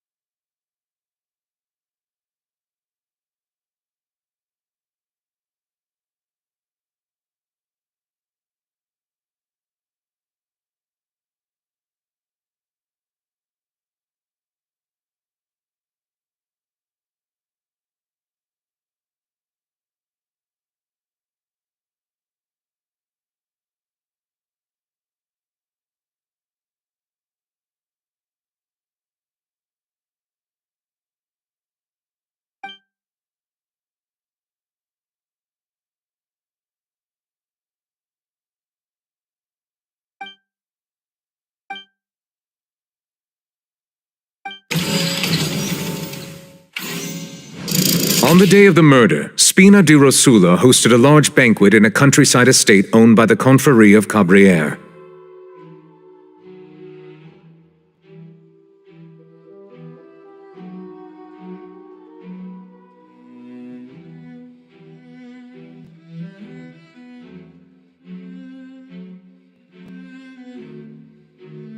During the banquet, all attending guests heard 2 gunshots from the courtyard.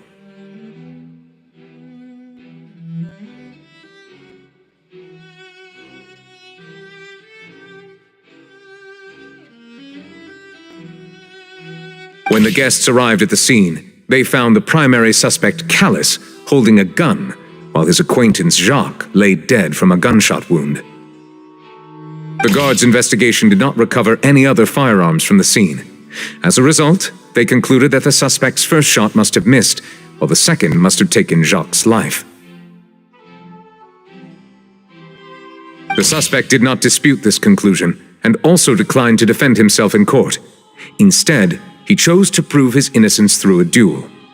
Callus was defeated by champion duelist Clarande in the ensuing duel, and soon succumbed to the injuries. These are the known facts about the case.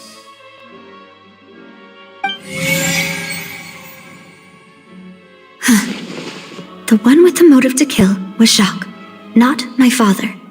And even so, Jacques still had no reason to pull the trigger. In truth, the third person shot Jacques first, and was shot in turn by my father when my father seized the gun from him. After that, the true culprit turned the third person into water, erasing all traces of him from the scene. Thank you for the summary, Your Honor. Of course, the guard's conclusion appeared quite sensible to us at the time. However, we should revisit the case now that we've gained new information about the abilities of water from the primordial sea.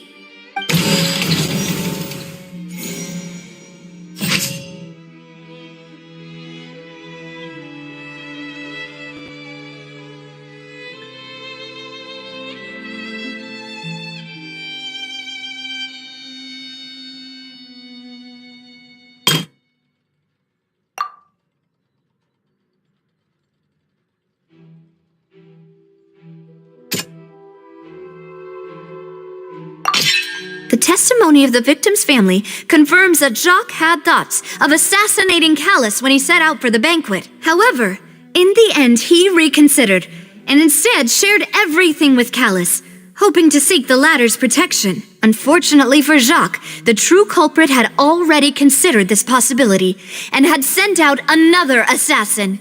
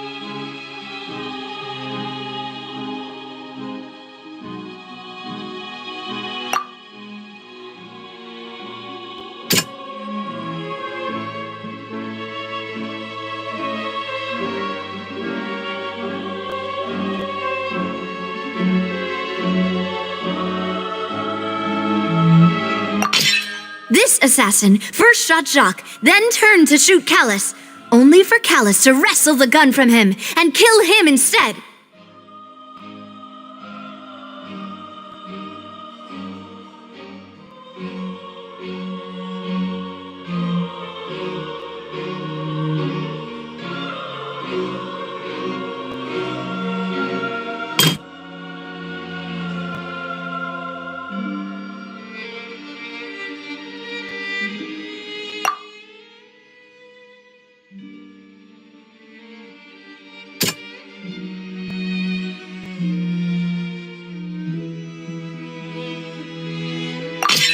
A pile of clothing was found at the scene.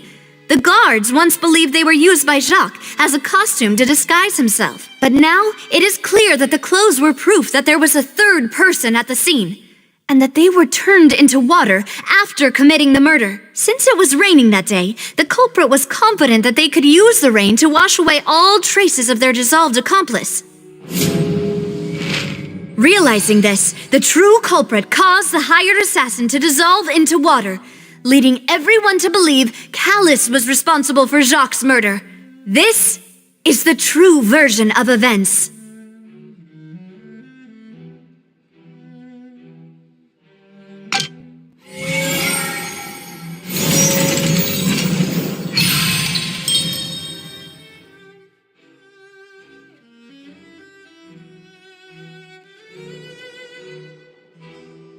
So that's what happened.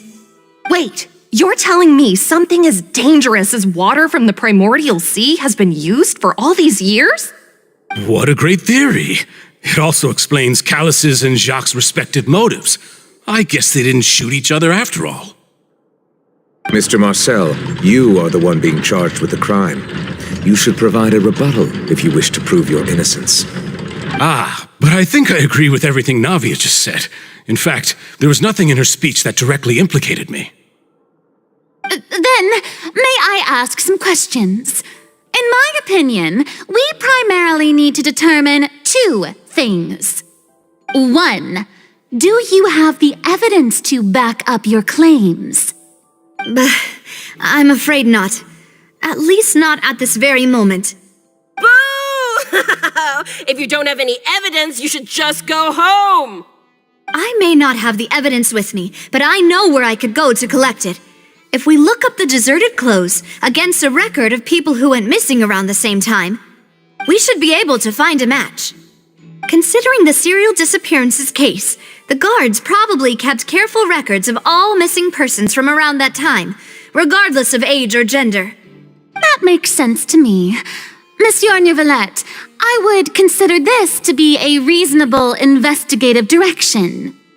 Why do I feel like Farina's acting a little differently today? Maybe she's scared of embarrassing herself again? Alternatively, she's become more diligent after charging an innocent citizen in the last trial. My second question has to do with the ensuing duel. If the truth is indeed as you described, Then why didn't Mr. Callis explain himself in court? If he had testified that a person had been dissolved, he could have at least mounted a defense. I've thought about this too, and the answer is actually pretty simple. He felt there were things that were more important to him. The dissolving power of water from the primordial sea is an important secret for the true culprit of the serial disappearances case. My father could have exposed it for all to see, but he chose to take it to the grave. At that time, Spina di Rosula was in dire straits, and his reputation had already been shattered. He had no guarantee that going forward with the truth would allow the culprit to be brought to justice. What was certain, however, was that it would paint a gigantic target on my back. Boss once told me that Demoiselle had already been selected as the next target of the serial disappearances case. What? If the secret had gotten out, the culprit would have fought an all-out war with Espina right there and then. I wouldn't have been the only one in danger. All of us would have stood to lose our lives. Of course, the guards might eventually figure out the truth of the matter and determine that we were in the right. But what good would that do? How can a hollow verdict protect anyone? Had this opera house ever given my father any kind of confidence in its brand of justice, Spina di Rosula would have had no reason to exist. But by staying silent, we retained the ability to deter our opponents and continue the stalemate. I was able to become Spina di Rosula's president, which made me harder to target, as well as giving me more time to grow and learn. And once I have figured out the truth and stepped up to the challenge, I will do what this opera house cannot and restore my father's truth and honor back to him. So, you mean to say, your father intended to die in the duelist's ring? That's right. Do you have any proof? Of course. All you need is to ask his opponent, Clarand. I don't need your apology, your guilt, or your support from the shadows. You don't have to do anything for my sake. But since he entrusted his will to you, Clarand, you should tell us the truth about his sacrifice. So, during the duel, did you believe that Callis was intending to die? Yes, I did. As a champion duelist, I've fought many battles and taken a countless number of dishonored lives. In my line of work, I've seen all kinds of people give their all for the faintest hope to continue living. Some were determined, others passionate, and some even manic and twisted. Just one look and I can tell if a duelist is hoping to live or if they're looking to die. I hereby swear on my name and honor as a champion duelist that Mr. Callis never intended to leave the ring alive. Since that's your testimony, I have no more questions. It appears there really are good grounds to reopen this case. I concur.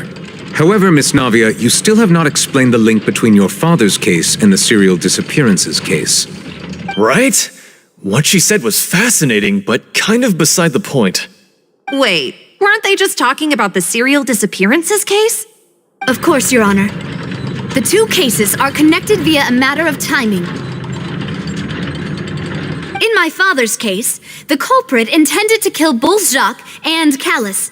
As a result, they planned to act after hearing 2 gunshots. And at the end of Linny's trial, the culprit also only dissolved the victim in front of everyone because they realized they were at risk of being identified.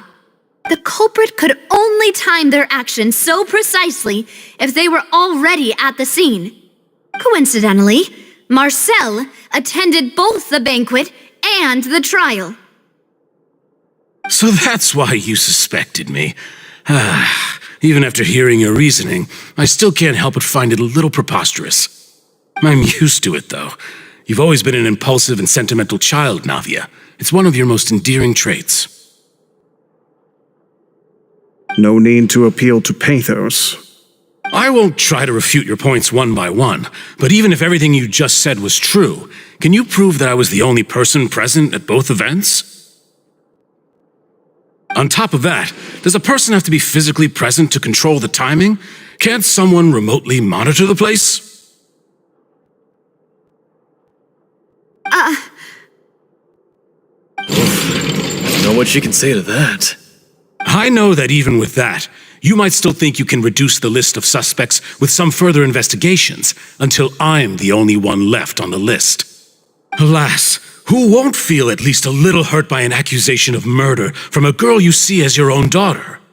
But if I were to dismiss this completely, you'd also think I'm not being considerate of your feelings. Ah well, let Uncle Marcel teach you another lesson. Do you know what the biggest flaw in your reasoning is? I suppose you're gonna tell me anyways. It's timing again. I'm a businessman by trade. From that standpoint, there's no reason for me to kidnap young women. It's a high-risk action with nothing to gain. In addition, I left my home in Snezhnaya when I was young to come to Poisson and work in some trade. My business only thrived when I received Callus's patronage. But the disappearances began before I ever stepped foot in Fontaine. I do apologize, demoiselle. This was my mistake. No, it's not your fault.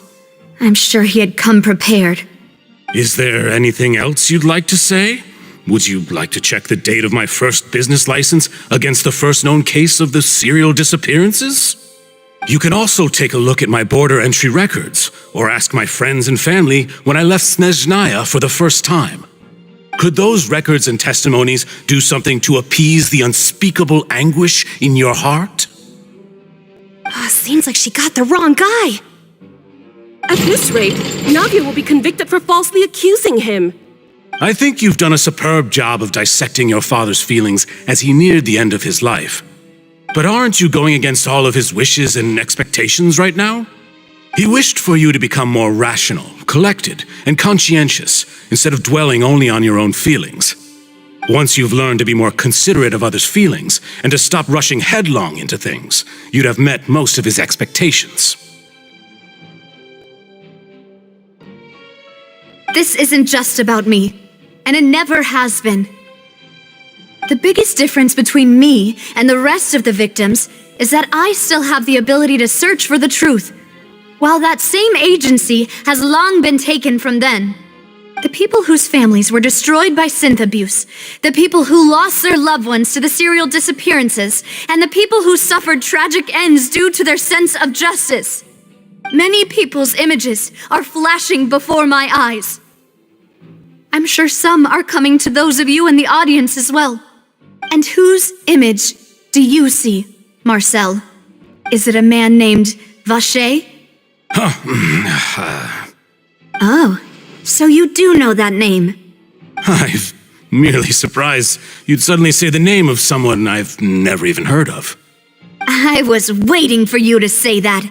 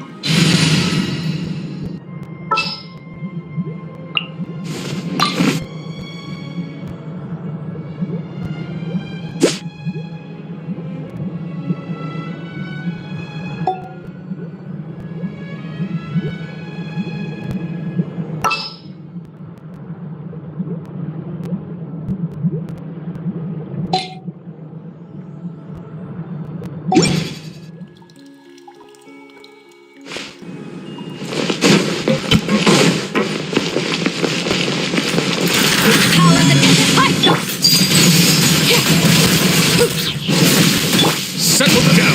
Let the mighty Be humble.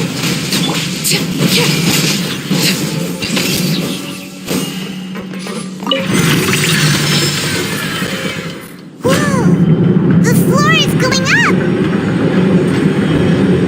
Is it because of this mechanism in the middle? That guy really prepared a lot of stuff for this place.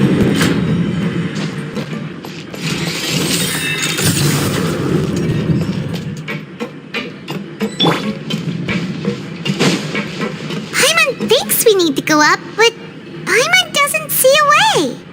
Let's take a look around. Maybe we'll find a hidden mechanism that'll show us the way up.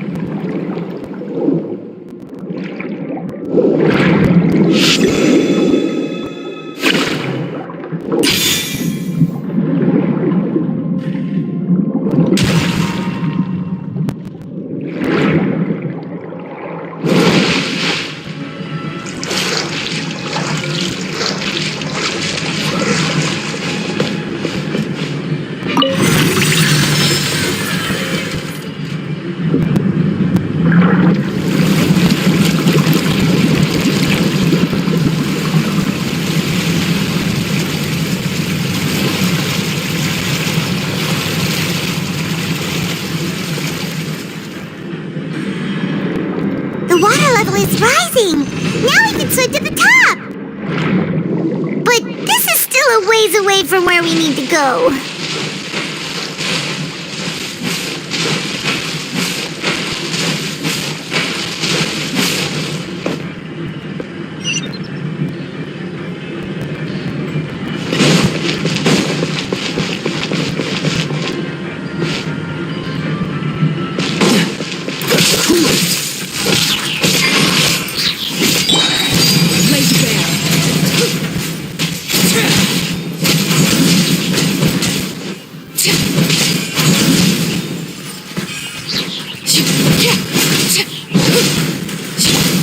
Bow your head.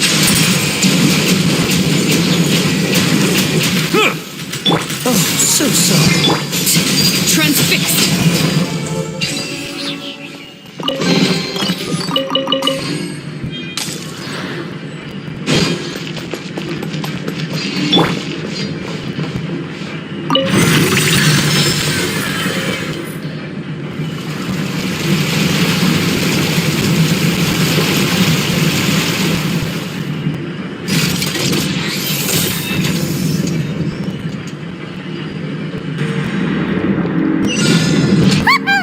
Now the path is clear! Let's go!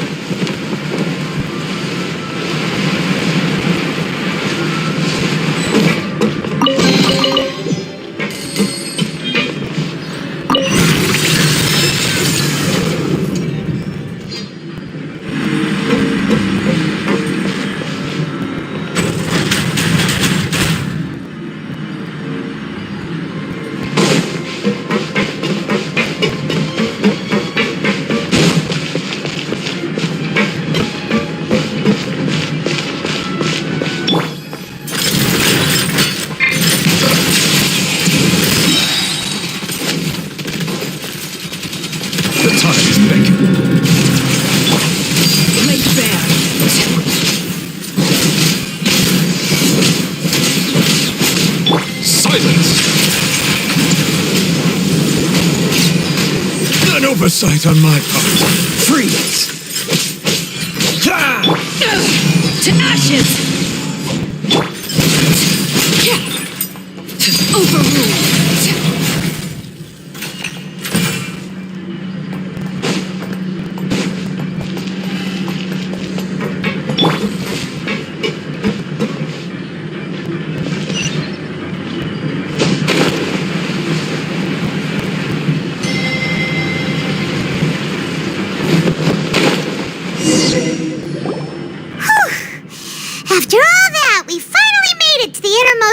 victim.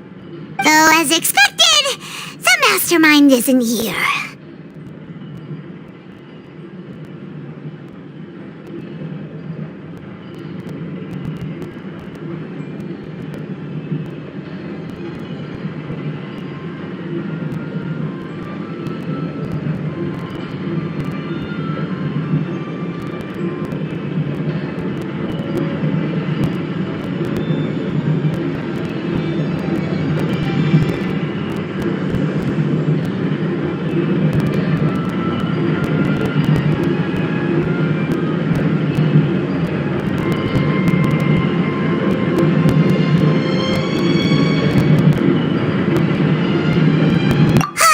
That's right.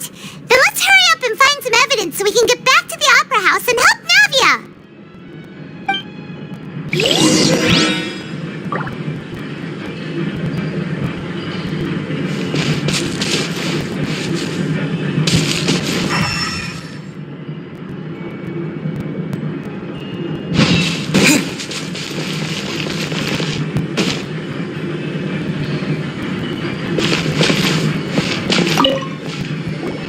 Whoa! There's so much synth here! And so many bottles of ingredients that probably just contain the waters of the primordial sea. Mixing in progress? Ready to drink? Stock sample? Huh. They've also got all the synth pretty clearly labeled. Whoa! There's even fruit-flavored synth? Yep, it's super obvious.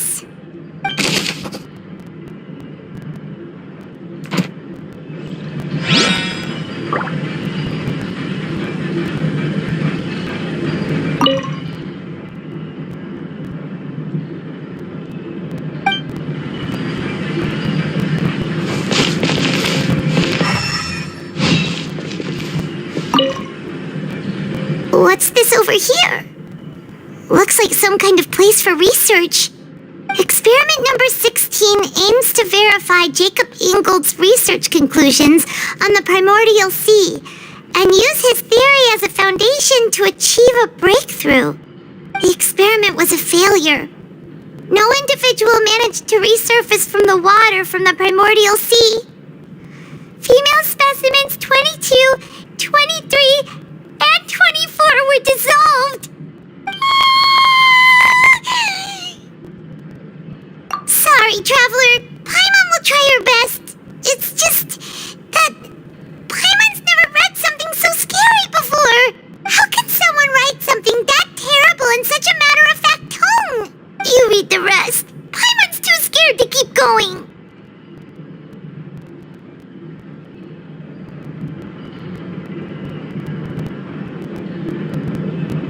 So that's why he did all of these experiments. Wait, did he really think he'd be able to find a way just by dissolving people over and over?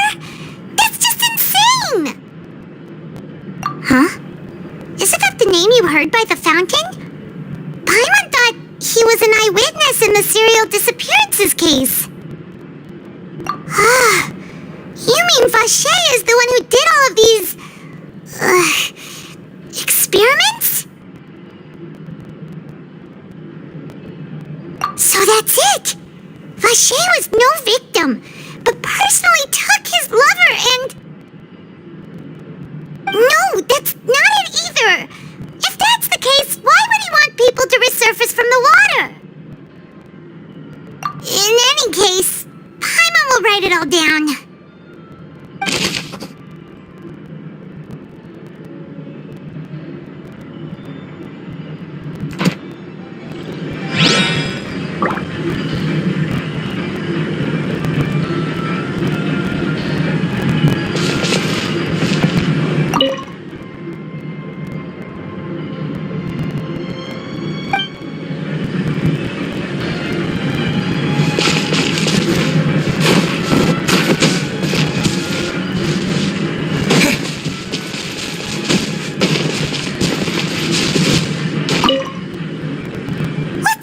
Written here. Nothing escapes Detective... Callus. Navia's father. Oh, this seems to be an investigation report on him.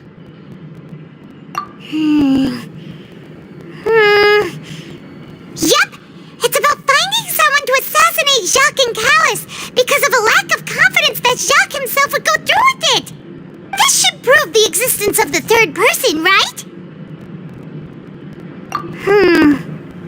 We still have not determined the exact content of the key information Callus has passed on to certain members of his organization. The old dog's a real menace to deal with. Even if he abides by the promise he's made to us, he will still have the upper hand. He can act whenever he wants to make our lives miserable. The only option left is to remove him from the picture entirely. I concur. Let's send someone to kill him. He won't declare war as long as we don't touch Navia. Oh, seems like we've got a bunch of correspondence between the higher-ups. They're all just so evil.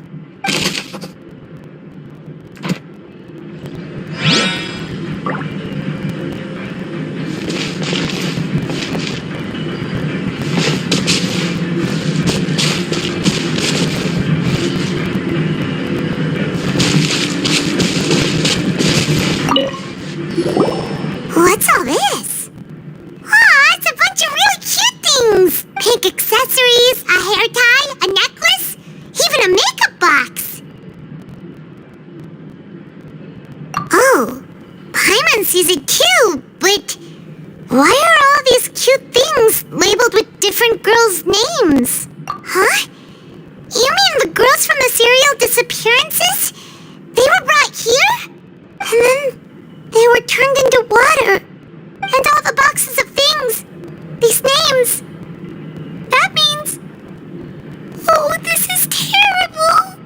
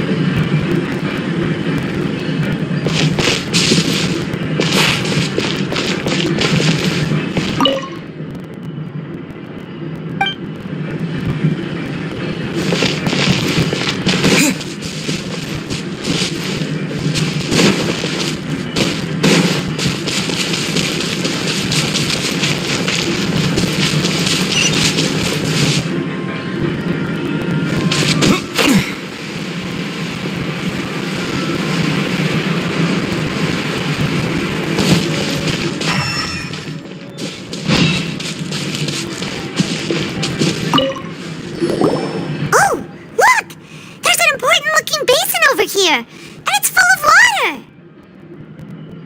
That means this is where they make all the synth, and that special water is the main ingredient. If you dilute it with normal water, you'll get synth, but the pure stuff can dissolve a human. Paimon will take notes on this incriminating evidence.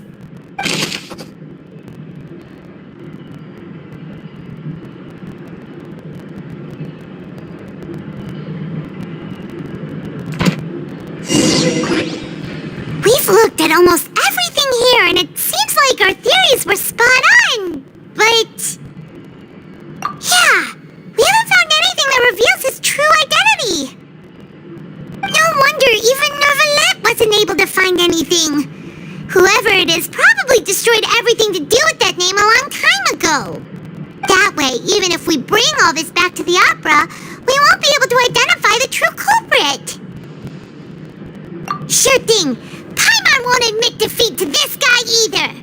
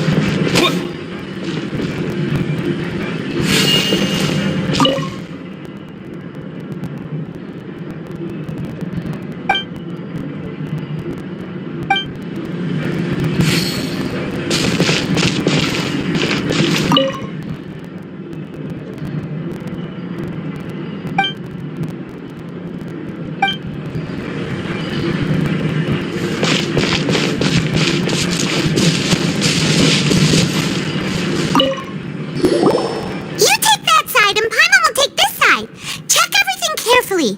We'll find something for sure.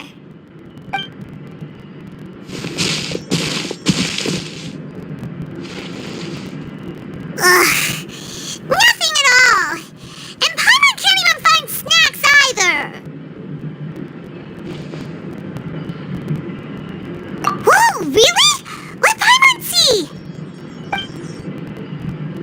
Vinier. Isn't that Vache's lover's name? Then you found her diary. Let's see. Aw.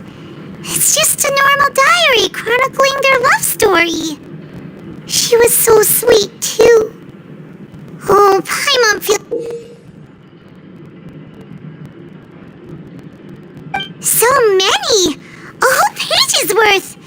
But they're all crossed out. Was she unhappy with all of them? The final name she decided on was Marcel. Wait, but Marcel's pretty old. Has this case been going on for so long that he's Vache and Vinier's grown son? Hey! Paimon still hasn't figured it out yet.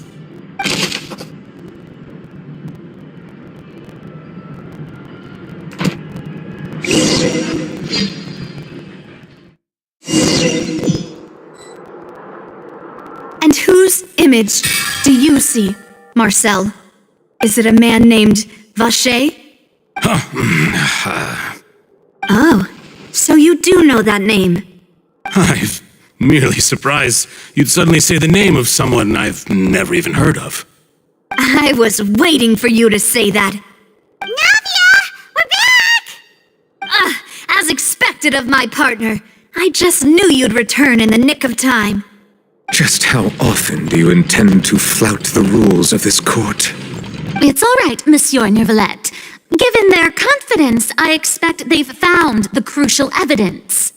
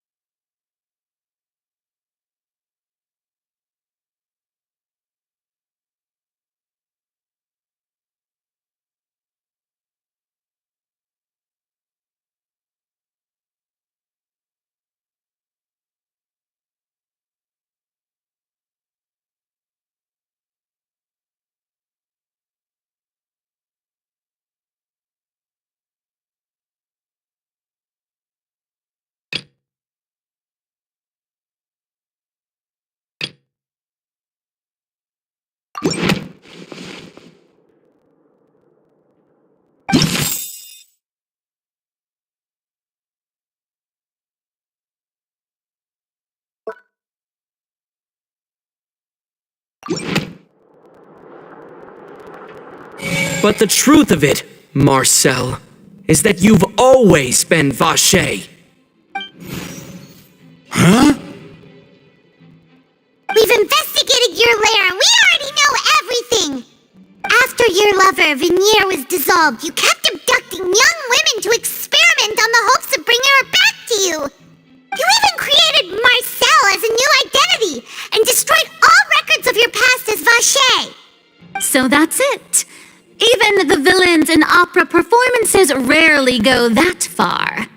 And with that, Marcel's motive has now been established. This information regarding your past also dismantles your prior timing defense. Well, Marcel, do you know where you went wrong? You fixated your gaze on the lover that passed away, instead of paying attention to the living people around you. So, you never noticed how we changed, or how we grew as individuals. You also never understood Boss's real expectations for his daughter. Or our determination to see things through. Your determination. Mr. Marcel, please speak up now if you would like to defend yourself. Otherwise, the trial will move on to the next stage. Do you really think I wanted to do any of this? Pay attention to you? What for? Have you ever paid attention to me? Ever empathized with my pain? Ever known how it feels to watch the love of your life dissolve right in front of your eyes? No one helped me. No one even believed me. All those decades ago, even the officers from the Maison Gardiennage were laughing at me. They said there's no way a human being can turn into water. So I must have gone mad from grief.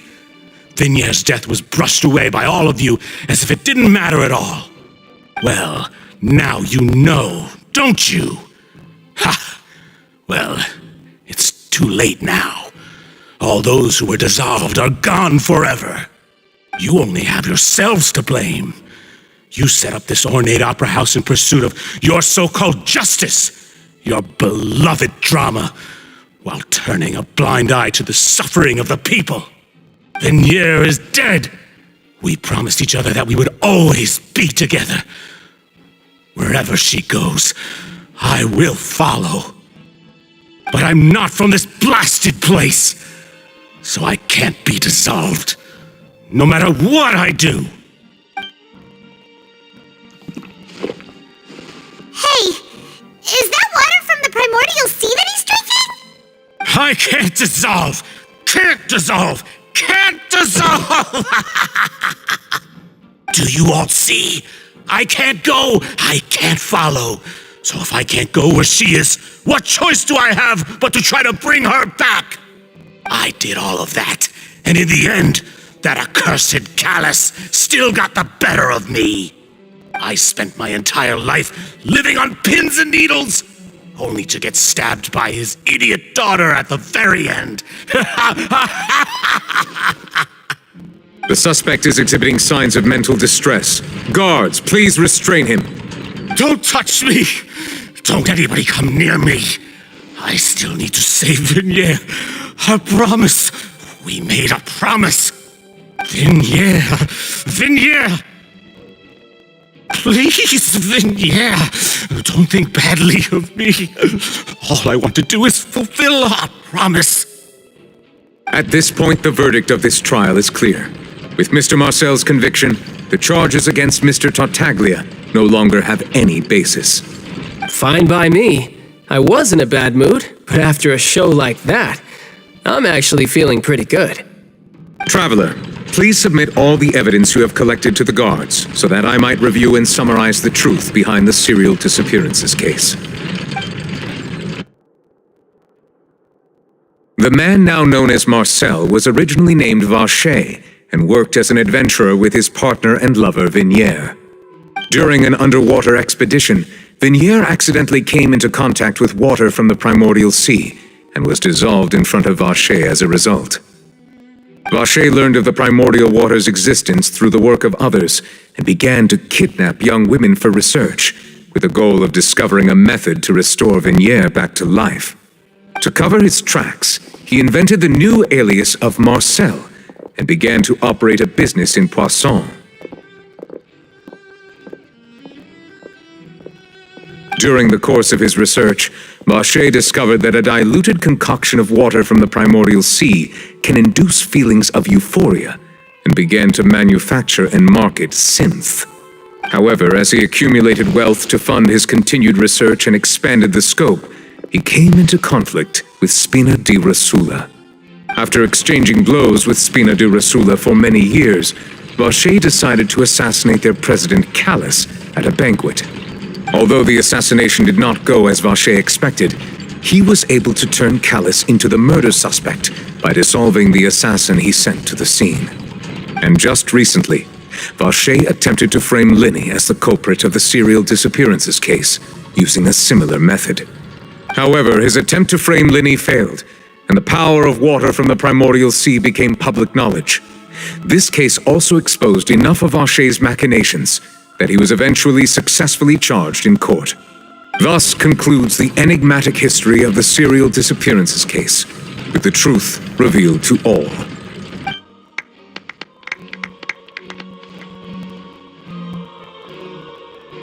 The Oratrice will now deliver the final verdict regarding the charges against Mr. Vache.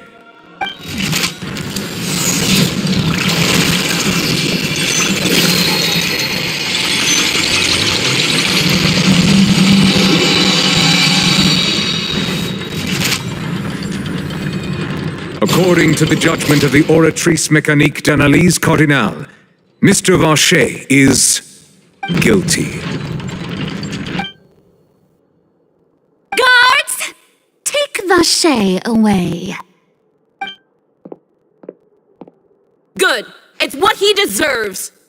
With that, the serial disappearances case is over now. We really just witnessed history. Who would have thought the true culprit would be such a polite and well-spoken guy? Yippee! We helped Navia bring the bad guy to justice! He's hurt so many innocent people and now he's finally getting what he deserves! Huh? Are you okay?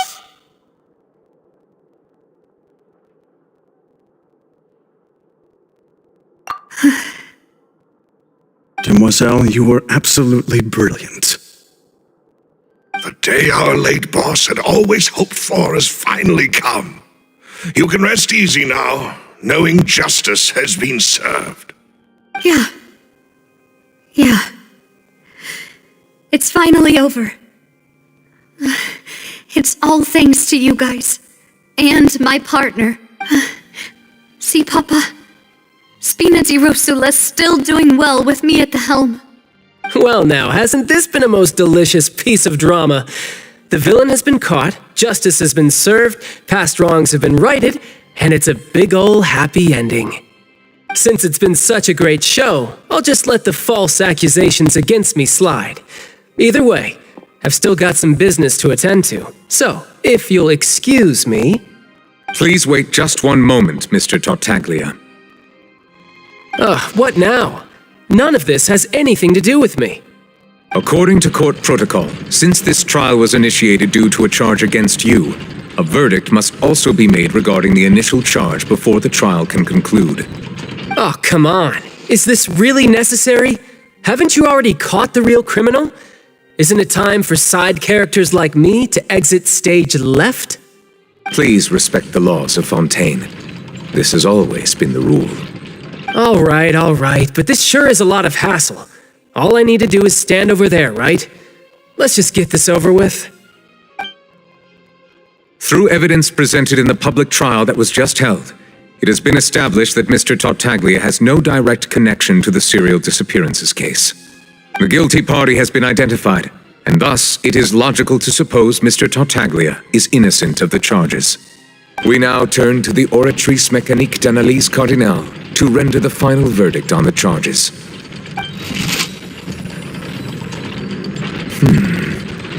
According to the judgment of the Oratrice Mécanique d'Analyse Cardinale, Mr. Tartaglia is guilty. What? Hey! That's not funny! Didn't you just say I'm supposed to be innocent? What's with this verdict? Is your justice machine malfunctioning? Huh? This has never happened before. The Oratrice actually returned a different verdict from the Chief Justice. I mean, have you ever heard of an innocent Fatui Harbinger? Do you think the Oratrice might have just convicted him on general principle? But weren't the charges about the serial disappearances case? No matter what else he's guilty of, it shouldn't affect the verdict in this case, right? The judgment of the Oratrice Mécanique d'Analyse Cardinale is, by law, the final verdict of the court. We must accept the guilty verdict. Guards, please take the suspect into custody per court protocol.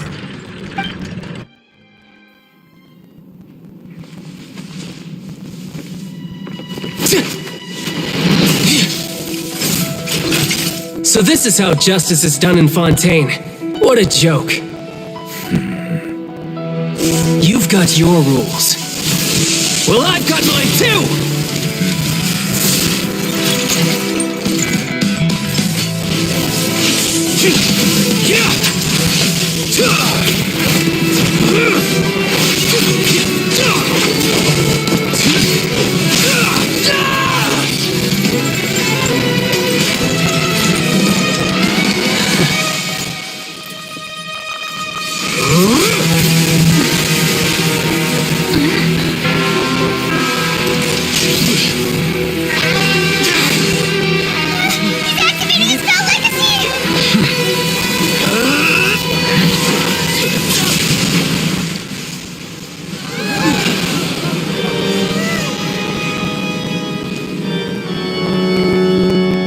I am sorry. If you have been wronged, we will find the truth. But the rules of the court must be upheld.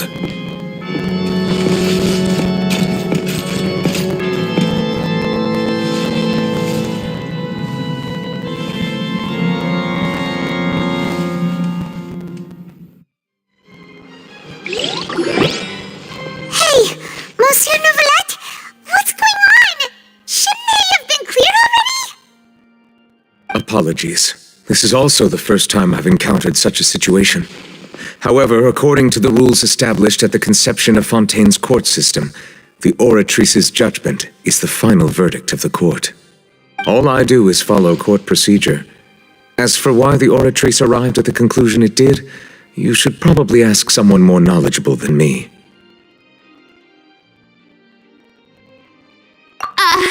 Why are you looking at me? I had nothing to do with it! I don't know what happened there either! Hey, stop staring at me! What does Lady Verena mean by that?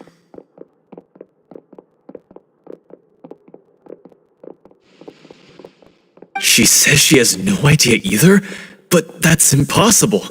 Didn't she create the Oratrice herself? Yeah, so are the verdicts reliable or not? Can results like this really be called justice?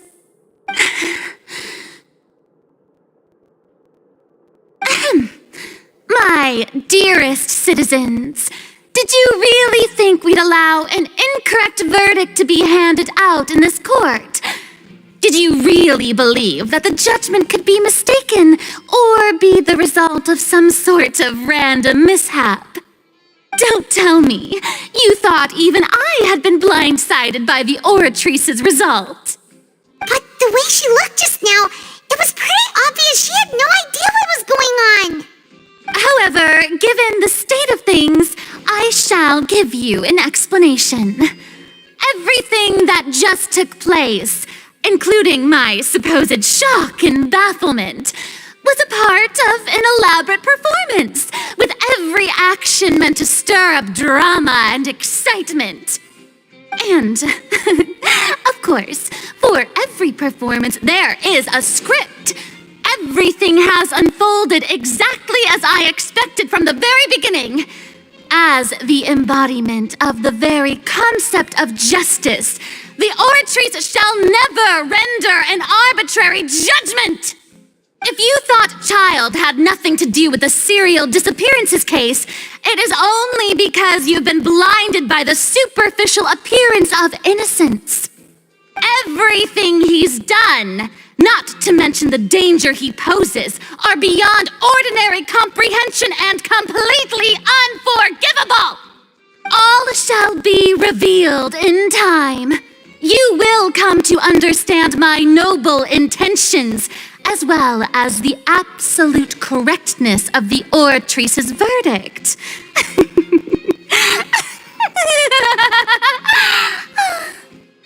Now, having said that, although I hate to leave things hanging in suspense, it is now time for this performance to end.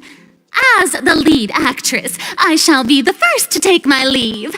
Toodaloo! So she chose to make her escape after all, did she? So you're saying we shouldn't put much stock into what she just said? She probably just put on that performance to save face. As for the truth, It's unlikely that she actually has any idea.